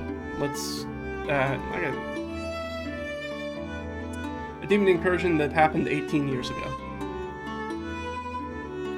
A similar sort of thing where, oh yeah, priest can tell you, oh yeah, something, I remember something, hearing stories of something that happened like this, maybe a generation or two ago? It's like, there are these old ruins to the south of our old religious order that have been forgotten for many, many years, but, this is something similar. You might be able to find some clues there. Side quest unlocked. Reason to go there, very important, very self-explanatory. And to the southeast is a crossing. So the southeast for the crossing, I was just like, oh, this is just part of the... I was thinking in my mind, so we have this large inland lake, so a very sort of like Great Lakes kind of situation, a very, very sort of large lake that all this is sort of centered around. That is probably primarily frozen most of the time, because we're in the tundra. And so there is this crossing, and of course in my mind I was originally thinking a ferry because it's a lake, but the lake's probably frozen most of the time. I mean, it could be an icebreaker, ship, but more than likely it's probably gonna be something fun. Like I probably would do something fun, like dog sleds or something that you can get. And when I was looking at sort of the totality of this, right, looking at it, the holistic sort of view of it, I was like, okay, in my mind, it makes sense that the way out of this sort of adventure area, this little adventure sandbox we have, is that crossing. And so if they finish the side quest here, they finish the adventure, and again, this is the difference between a campaign start document and a full campaign document. It's like, this is just the start of the campaign, right? So wherever I want to take them next, if I want them to hang out here, that's cool. We've got some other stuff they can hang out and do, right? They can take a look at. We know if you keep heading to the southwest, you can get to that beacon watchtower and you can talk to people, and they'll be able to give you probably some adventures to go on, things like that, or a way to reach whatever the closest fortification is, or muster for guards, or guard station, border watch, whatever it is, castle. And then, right, we have, but this crossing in the southeast, like that's the way to get to sort of the next adventure sandbox, if we want to do it that way. If we're not going to do like a very standard sort of hex crawl, which I think is maybe a better way to run D&D, a good sort of like middle ground between doing a full exploration hex crawl and doing a nothing but a linear adventure, is to have instead travel between smaller sandboxes where you can do different stuff in that has different sort of level appropriate areas, and that, depending on their level and your party's ability to get around, right, you can make the sandboxes larger as you go for them to play in. But yeah, it gives us a definitive way out if we need it. So then, right, we get down here, and so that's what and there's a 1d20 list. This is the D20 version of the D12 list from the D12 locations at the beginning. So it's very similar. Settlement, holding, isolated homestead, religious location, travel haven, beacon or signal, a crossing, a marker, a meeting place, a monster lair, a construction. If you roll the construction, you roll a D10 to see what they're making. And I like this as construction, and 13 is ruin, which is the same thing. You roll a d10 to determine the type of ruin. And so, at least in my mind, it sets up a world in which there are things that are being built, and there are things that are decaying at the same time. They've been abandoned and are decaying, which is a very cool thing. I feel like it's very rare to see that in adventures, especially a D&D adventure, where you see like the world is actively in transformation, like changing, like it feels like it's living and moving. Where it's like, oh, well, if you come across these people who are, let's say, they're building an isolated homestead, right? You've got somebody out there who's building their own sort of home on the range out there. Well, next time you come by, they're going to be a little bit further along, and eventually, if you keep, enough time passes, or you go back to keep going back, you're going to see them complete that homestead at some point. And same way you might see a place that has been ruined, right? We have that ruined religious location, but that's different than the secret vault location, right? And then we also have the priest, who was probably maybe the chapel priest for the castle. There's probably like a small chantry in there. And then we have a natural resource location. And that's basically a place where you collect natural resources. It could be a clay pit, it could be... so we saw that in the solo RPG, right? The chalk pit and mine, right? That's what that was. Natural resource that we rolled up. It could be, we're in the tundra, they might be doing ice cutting, right? We have this gigantic frozen lake. There's probably a big ice business that works out of there. And they transport ice a lot, which can be a fun thing to roll in. It could be some sort of moss or lichen, right? They could be cutting peat or pulling iron out of the bogs, things like that. Something that's not farming most of the time. It's generally what it is. Armed conflict, that's always a fun one. It means like there's already two other factions are engaged in something in the area. And you can take part in that, you can not take part in that, you can talk to one or more of the sides of the conflict and find out what's going on, and maybe that's a side quest your PCs decide to jump into the middle of, or maybe you're like, maybe we're just gonna sit this one out. Oh, natural resources on there twice. I need to fix that. What am I missing? I can figure that out real quick. So holding isolated religious location. Am I missing? I may be missing the other side.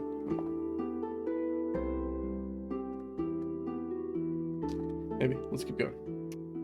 Travel Haven, got it. Crossing, got it. Monster Lair, got it. Meeting Place, got it. Isolated Homestead, got it.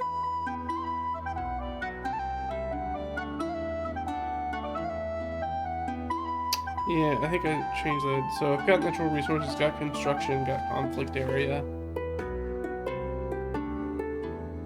Got treasure rumor. Oh. No, well, no, I've got no trespassing area. Dang, what am I missing? Oh, that's what I'm missing. That should be. Oh, that's why I didn't put it in here. I mean, I guess I can go ahead and add it. Why not? Wandering Monster. We'll just do that. So this might be new monsters to the area that are maybe looking to set up their own lair or to find out their own thing. And right, monster is the general case we use, but it could very much just be bandits. It could be humanoids. It could be a pack of wild dogs for all we know. Right, that could be the wandering monster. Actually, that'd be a fun wandering monster. Just have a wild dog pack that's like roaming the countryside. That would. That should probably be a fun adventure. It seems like a very fun one. Maybe add a little sprinkle of something paranormal. Maybe like a black shuck kind of thing. I don't want to do the werewolf and wolves thing, but something else doggish related. Yeah, like a black shuck or something like that. That'd be fun.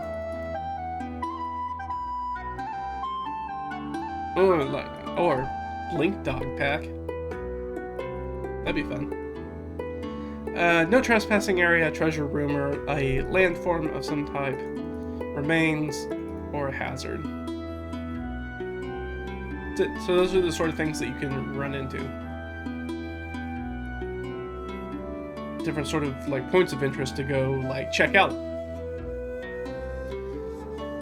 And then right, I used a D12 to determine the distance in leagues. So that's what I did when I was rolling all these guys over here. Actually, I had to go back and change something because I ended up rolling about like 50% of them were 6s. And I was like, okay, that's a little bit too many 6s. Everything's like weirdly equidistant. So I went back and changed that and re-rolled some of them. And then, at the end of my document, I have a finish by fleshing out the details. So some questions generally to ask. So the basic settlement needs. We've talked about that before, but we'll go ahead and do that. I went ahead and filled out. I didn't fill out rumors or adventure hooks because we've already got 3 kind of built in. Plus, you saw me kind of improvise multiple more off of that. So we don't really need that many. We'd only really need that if we'd solved everything in here. If we had already taken out all the quests that we'd already written down and we want them to hang out here for a while, well, I'm going to need somebody who's going to be able to give them some more rumors or information about stuff. Which is different than information, which is the first one that we have. And that's basically the research one. When you need information related to a specific adventure, like, right, want to know more about the demon and the imps, you go to the priest, your childhood friend, you talk to him, and he's like, hey, you should definitely go check out this old ruins of this old temple that's about an hour south of here. Something similar happened to it, as far as I know, so you might find some more information there. And that's the key thing about the information or research thing, is that this person doesn't have to be like an all-knowing, all-seeing sage. They just have to do basically what I say the feature of the sage background actually does for D&D 5e, which is that, hey, if you don't know a piece of information, you know where to go to likely get that information. So, in that way, the priest and the childhood friend in this context is the means to the end, right?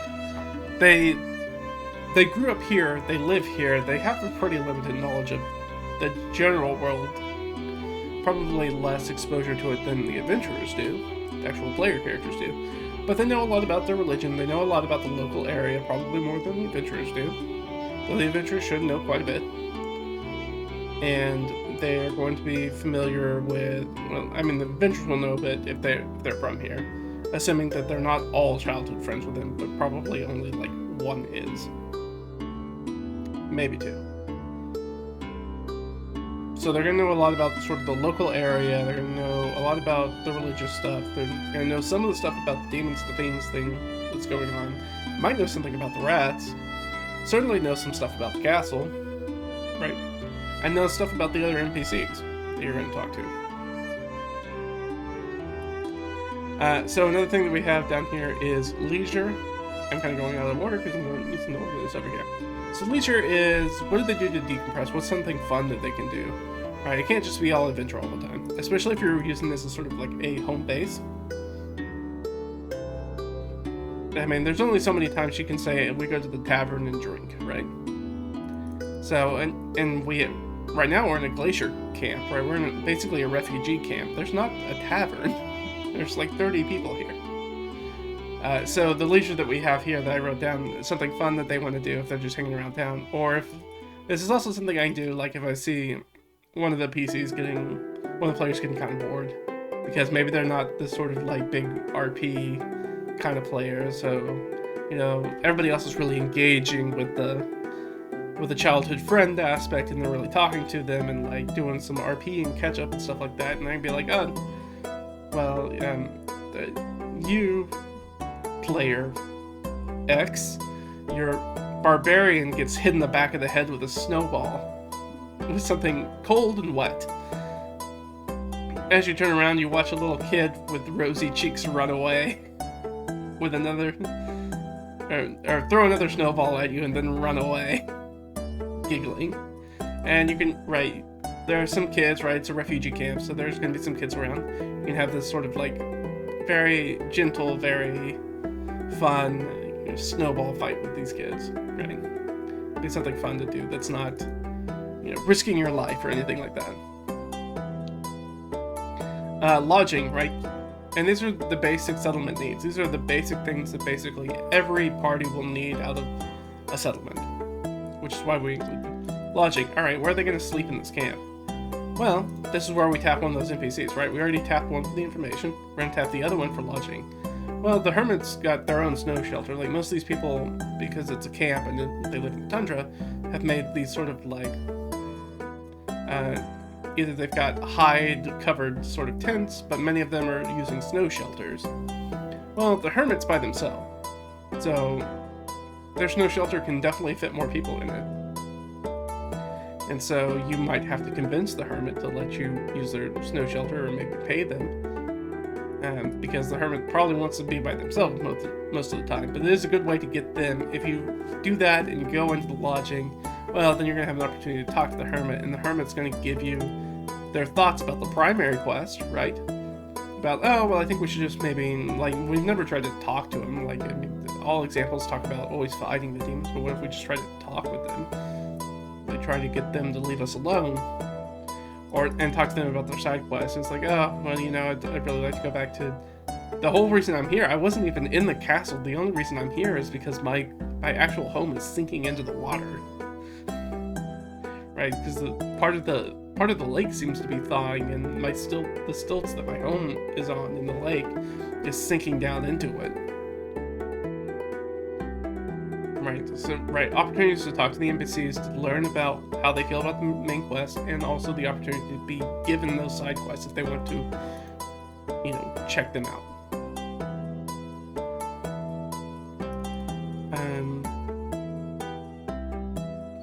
So that was lodging, and then shopping. So down here, I was like, oh, well, the jeweler doesn't maybe make sense. I'd like to use the jeweler here, but I'm not sure that makes sense for buying, like, random gear. So I'm like, oh, but there's probably like a stranded merchant here. Somebody who was visiting the castle and also had to evacuate with them, and they probably have some gear and stuff with them that they kind of ran out with everything they could carry. Which, of course, I just left it with jeweler with a question mark depending on what they're looking for. Now the nice thing is that we have the stranded merchant. That stranded merchant can also give you improvise another side quest that maybe they want you to reclaim some of their gear, or maybe they hid some of their money in the castle and they were like, yeah, you know, maybe we came back to them when we talked about that 50G gemstone earlier that you can't sell because nobody has the money. Maybe the merchant's like, hey, you know, I have a secret stash of money, so if you go to the castle, brave all the vermin, all the crazy rats that are in there, and you bring me back my secret stash of money that I hidden to keep it safe and didn't have a chance to go grab, you can bring it back. I will buy the gem from you, and I'll give you like a finder's fee for some of the other money that's in there. And don't try to cheat me. I know how much money is in there. Right? And now you have another reason to maybe go check out the castle in the middle of the frozen lake. And the opportunity to maybe be able to sell some loot they otherwise wouldn't be able to. And so then we have sort of like the introduction section. Why are the PCs here? What are they trying to accomplish? What is their motivation for addressing the enemy threat? So some of these we've kind of talked about already, but it's nice to have them written down.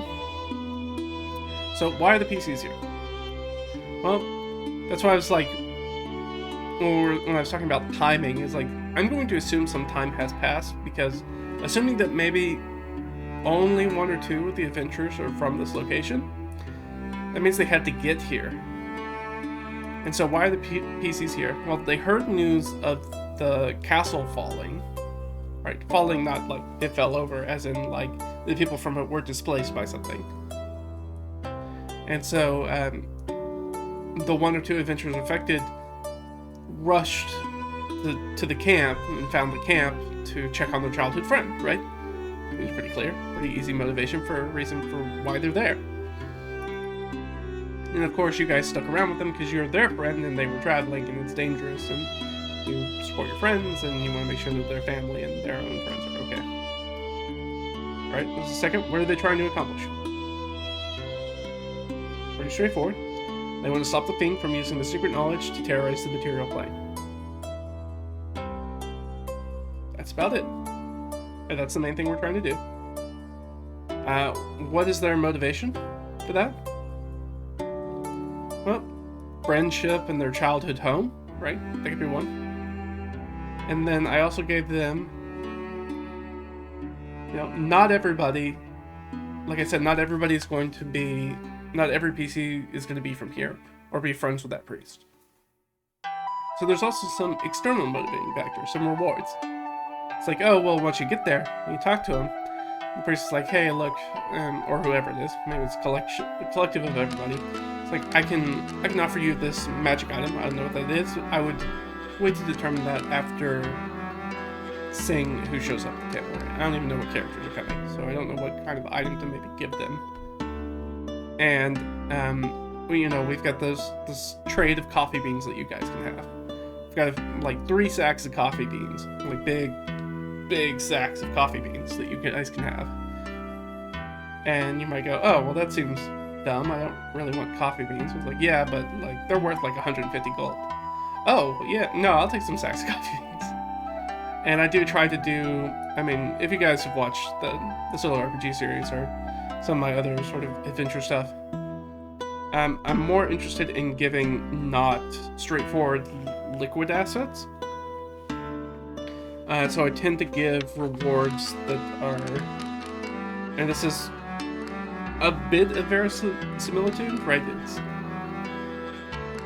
There's not a lot, if we want to look at this anachronistic sort of time period, there's not a lot of liquid wealth. People don't have a lot of coinage in their pockets. Unless you're like a merchant or guilder, don't have a ton of coins. Most of your coinage, it's wealth. It's not cash, it's wealth. It's assets, it's property. So the idea is that, well, then that makes sense that should be the adventure reward. And then it layers on this other nice little interesting choice that players are going to have to make. It's be like, oh yeah. Well, you guys can actually get that 150 gold worth of coffee beans. how are you gonna transport like 3 55-pound bags of coffee beans? 3 50-pound bags of coffee beans. Like, that's a two-handed carry. Do you guys have any beast, like a donkey or something to carry something for you? No? Alright. Do you guys have a cart? No. Well, alright, well, you guys are either gonna have to carry those coffee beans, and if you're doing that, well, then you can't hold your shields or weapons while you're walking through the place. While you're walking. Which means that, you can't really defend yourself. And then if you're like, oh, we want to check out this dungeon or something, it's like, what are we going to do with all these sacks of coffee beans? If we just leave them here and somebody comes across them, they're going to take them. We're going to lose all our treasure. So giving them this sort of spatial... It's a wealth problem, right? To give the wealth a problem.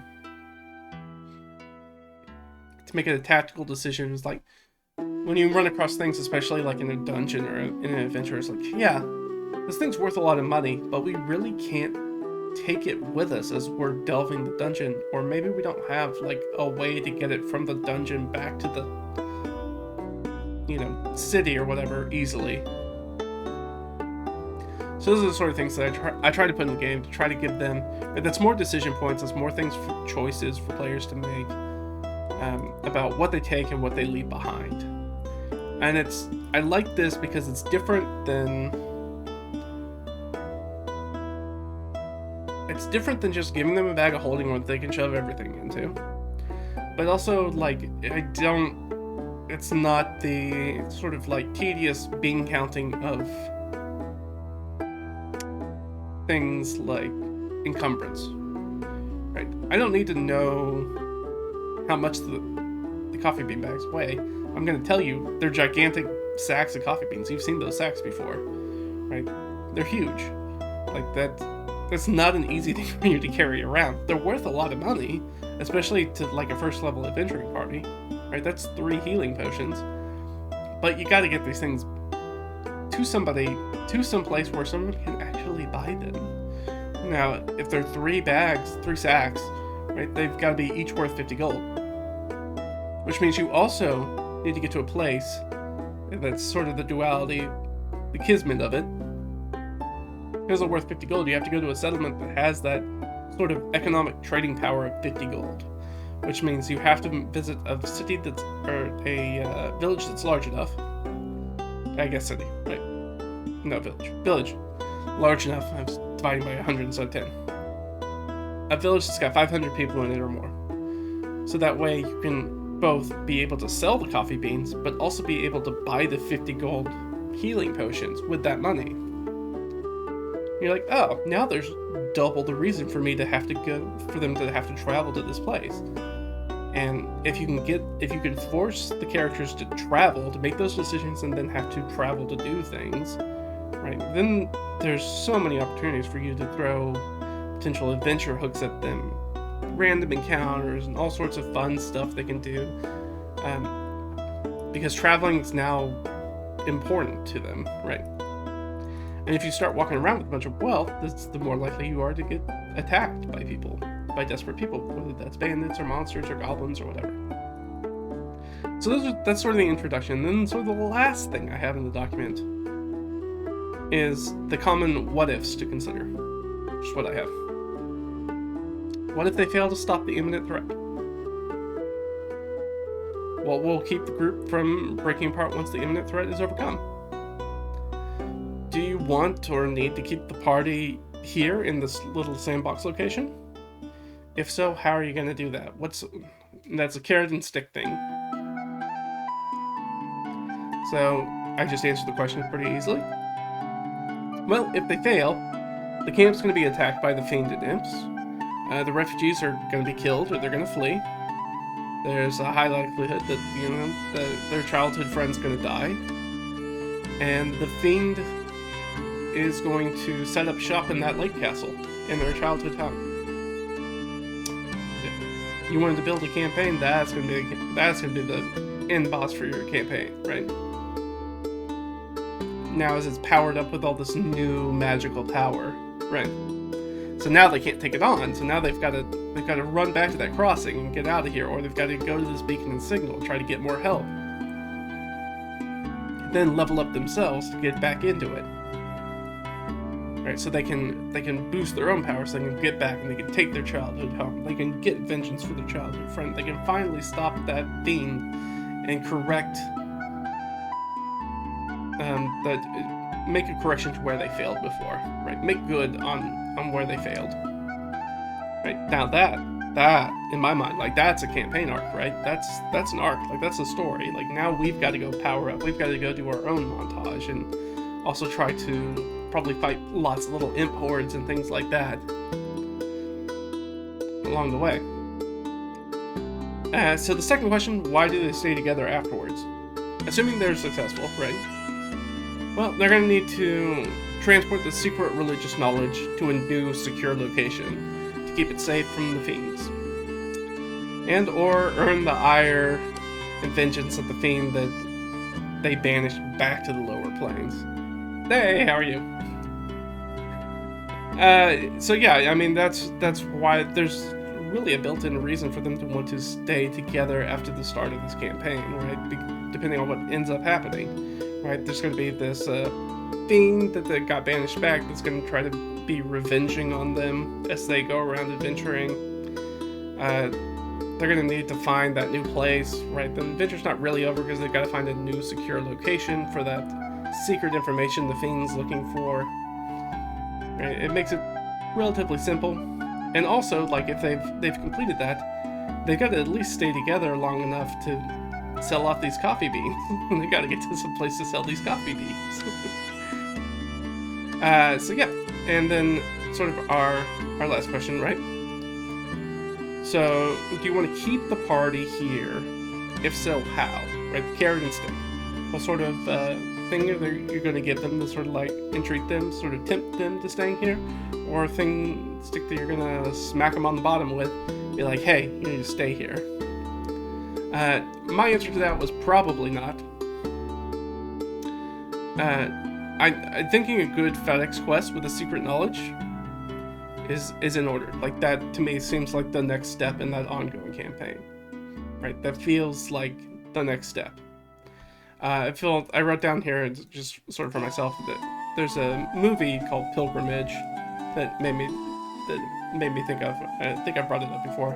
It's got Tom Holland in it, where he plays an Irish monk or acolyte, sort of a medievalish movie, and the movie is about them sort of transporting a holy relic, and there are people that are trying to get the relic from them. So I was like, yep, that's kind of what that I would probably watch that movie again and think about, oh yeah, here's some cool things I could do for these people who want to get their hands on this sort of secret relic, this secret sort of religious knowledge, because there's going to be other people that are looking for that, and they may be part of the religion and maybe not part of the religion, right?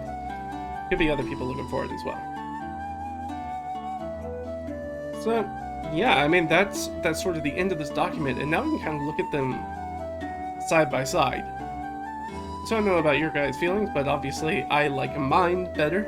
I like my campaign start better than the one that Bob sort of did, because, and I think hopefully you guys see the same thing I did as sort of going through it, is that after doing Bob's and the way he went through it and then the way I went through it, I was like, okay, it does have this weird feeling where, the document's supposed to be a campaign guide, but it feels like I'm just making an adventure. And then when he talks about it only taking, up to, 7 or 8 sessions, I was like, that feels just like a long adventure and not really like a campaign.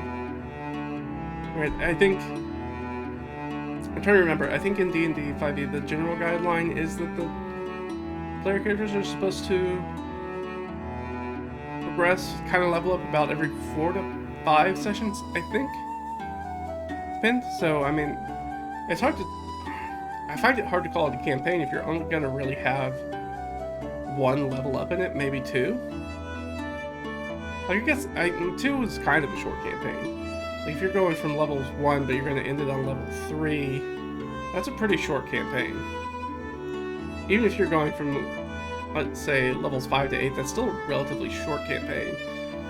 Right, I think it's much more common to see a wider spread, like something like levels 1 to 7, 3 to 10, somewhere in there. I feel like 7's kind of a good number for a span of levels for a campaign that keeps the campaign short enough and focused without it trying to run that full like level 1 to 20 epic adventure, which is almost always falls apart. So kind of keeps it manageable, kind of keeps things together, and keeps it streamlined, straightforward. That KISS, right? That keep it simple, stupid kind of idea. But at the same time, feels more than a singular adventure, which I think is where the disconnect was for me from the Bob Wheeler World Builder campaign guide, is that it feels like I use these roll tables and then I had to do a lot of sort of work on my own to fuse those things together rather than they felt like disparate elements that I was trying to jigsaw together. Whereas, at least for me, my sort of one feels like, oh, these are springboards for me to jump off and do other things. Not try to figure out how to make this cohesive. Because I think that's supposed to be what this whole document's about. It's going to give you that sort of cohesive, small sandbox settlement, right? It's going to give you this small sort of sandbox settlement. It's going to have a few different adventure seeds and things you can do in it that are all kind of related. That are all tied together with locations and NPCs and sort of this imminent threat, which is sort of our primary adventure to kick off the campaign. And again, that's the difference, right? This document is a campaign start. It's not supposed to be the entirety of the campaign. This is just the start of the campaign. Like I said, I don't expect, because we have this crossing down here, my expectation would not be, if I was going to drop this in front of players, be like, this is going to be the entirety of the campaign. I'd be like, this is going to be the first leg of the campaign. And I might do like 3 legs of it. And sure, you guys are going to go through this, you might do 1 level up, you might do even 2 level ups, depending on how much of the sort of like side quests and other stuff you do. Right, you might end up with a number of other things.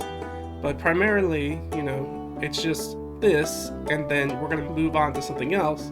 But we can tell, like, from down here, our what-if considerations is that there's still a persistent storyline that's going on, right? We didn't solve the problem of the Fiend, right?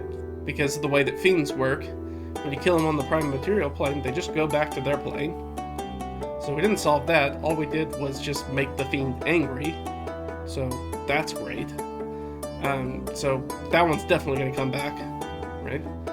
But we also have this secret religious knowledge that is now a known quantity, and its location is known, at least in a very general area. So we need to get that moved. Like that, right, the plot doesn't end with that. Which I don't think comes across as much in my example. The first example I did off of Bob's campaign guide, but I feel like his example feels more like that.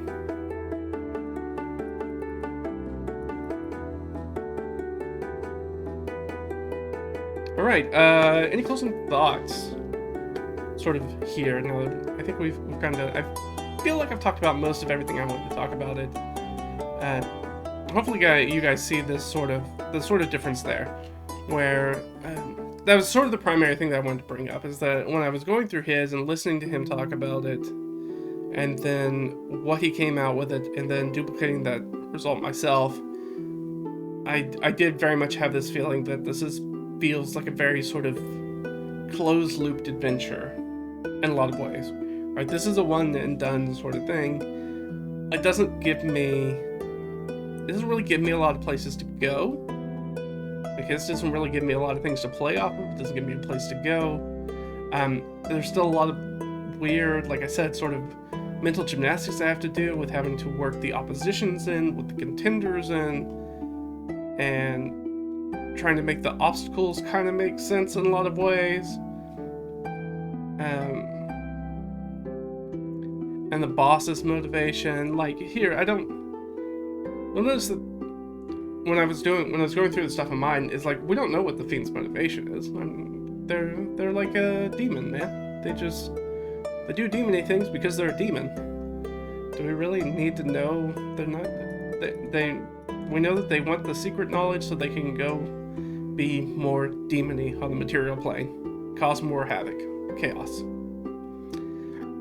Right, just like he kind of said in his own video, is that we don't really need a very complex bad guy. And it's nice to know their motivation, but the nice thing about this one is, right, at the end of the day, with this campaign start, I'm not really trying to make an adventure. I'm not, especially not in that sort of very much new D&D, new tabletop RPG, very sort of linear, heavy plot, heavily sort of, not formulaic, but planned out kind of adventure style.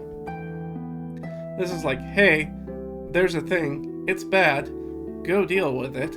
It's not really convoluted, it's not particularly complex, right? Because I'm just trying to get you into the campaign, right? I'm not trying to make a half-court, eyes closed, shot, swish, right? No backboard. What I'm trying to do is be like, hey, here's a basketball court, right? And here's basketball. Right? And depending on what you want to do, we're going to figure out whether we're going to be playing, 2-on-2, if we're going to be playing a full 5-on-5 game, if we're going to be playing, horse, right?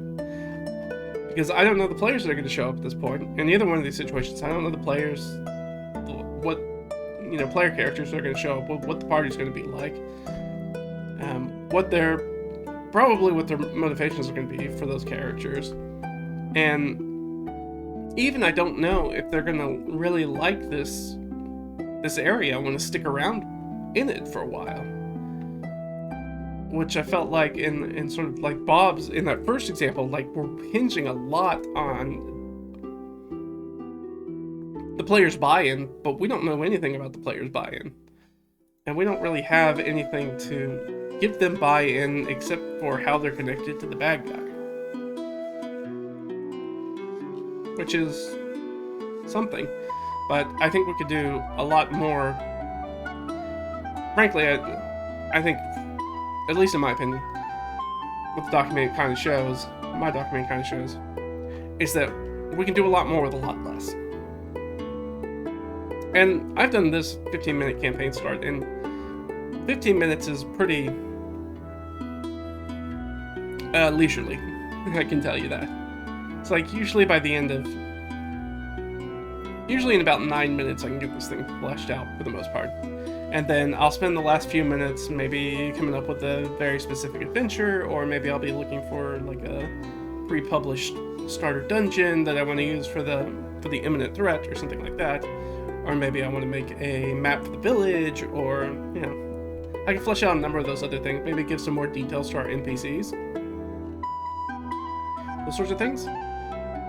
But hopefully you guys found that really helpful. This was a lot of fun. I really enjoyed sitting down and going through it. I know, as I was doing this earlier and kind of sitting down and rolling the dice and going through all this stuff, I was like, oh, it's very different. It was so interesting to watch that video and have the product of that video and the process of what goes through that campaign builder so vastly different from the way that I think about starting campaigns. And it was just sort of like the perfect serendipity, because both of our documents are meant to do a very similar thing, which is to make the groundwork for a campaign very, very quickly. I mean, the only difference is that I think mine, again, kind of focuses on being like, this is the start of the campaign, it's not the totality of it, right? This is enough to, like, when you're like, I'm getting ready to kick off a new session of D&D, maybe today, so I need to figure this out, like, now. At least how to start it, how to get through the first session. And honestly, you can put this together and you can probably run, depending on what they did, like if I had the things lined out the way I do, I would expect to, if they wanted to do let's say, half the stuff that's in here. Especially if they wanted to go check out the castle, which is an entirely different sort of dungeon adventure location. I mean, I think I could probably hit that 5 to 7 session window that Bob said he was hitting with the entire campaign. I was like, I can get that 5 to 7 session window with just like part of what I prepared, not even the whole thing. And still, like I said, I think the difference is, one of the primary differences in my experience in going through both of them side by side, is again, one of them felt like disparate elements that I had to figure out how to stitch them all together and Frankenstein them to make sense. And the other one felt like, here are some things that kind of go together, and you can use them to sort of springboard off to other things. Which is what I want out of something that's, I mean, usually that's what you're looking to things like random roll tables for in D&D. You're like, I need an idea for something. Right? It should be at least that's generally my experience of what I try to do when I make them for myself. Is that I want it to be a springboard of inspiration and not just a thing that I have to figure out how to cobble together into this other sort of weird collage that I'm building that kind of feels disparate because these things don't necessarily always feel like they should be aligned. But, you know, I think that's probably enough from me. Go ahead and... It's been a lot of fun. It's always fun. It's a little bit of a long one for me, since this is basically two streams tied onto each other. But... of course, as usual, it's always a lot of fun, and I really enjoy doing it and being able to do it. And this was, we ended a little bit early with the solo RPG stream, so I kind of wanted to keep doing something. And I just kind of had this loaded up because it was just something that kind of came across me. And I was like, oh, well, I should do something about this because this feels so weird that I have something that's so similar to something that another sort of major content creator has made, and how different these things are when they're trying to do almost the same thing. It was really cool. So it was a really fun experience to kind of go through this and kind of look at how they're the same and how they're very different, and how a lot of some of the stuff that's included in Bob's stuff is more similar to stuff that's included in different sort of documents that I use for things like adventure creation, rather than trying to think about how to kick off a campaign, which is very, very different. But it's a lot of fun, as always. Thanks for coming along with me, enjoying this. Thanks for watching all the way to the end, always appreciated. If you like this stuff, of course, follow, subscribe, share, all that stuff helps. Make sure you like and tell everybody.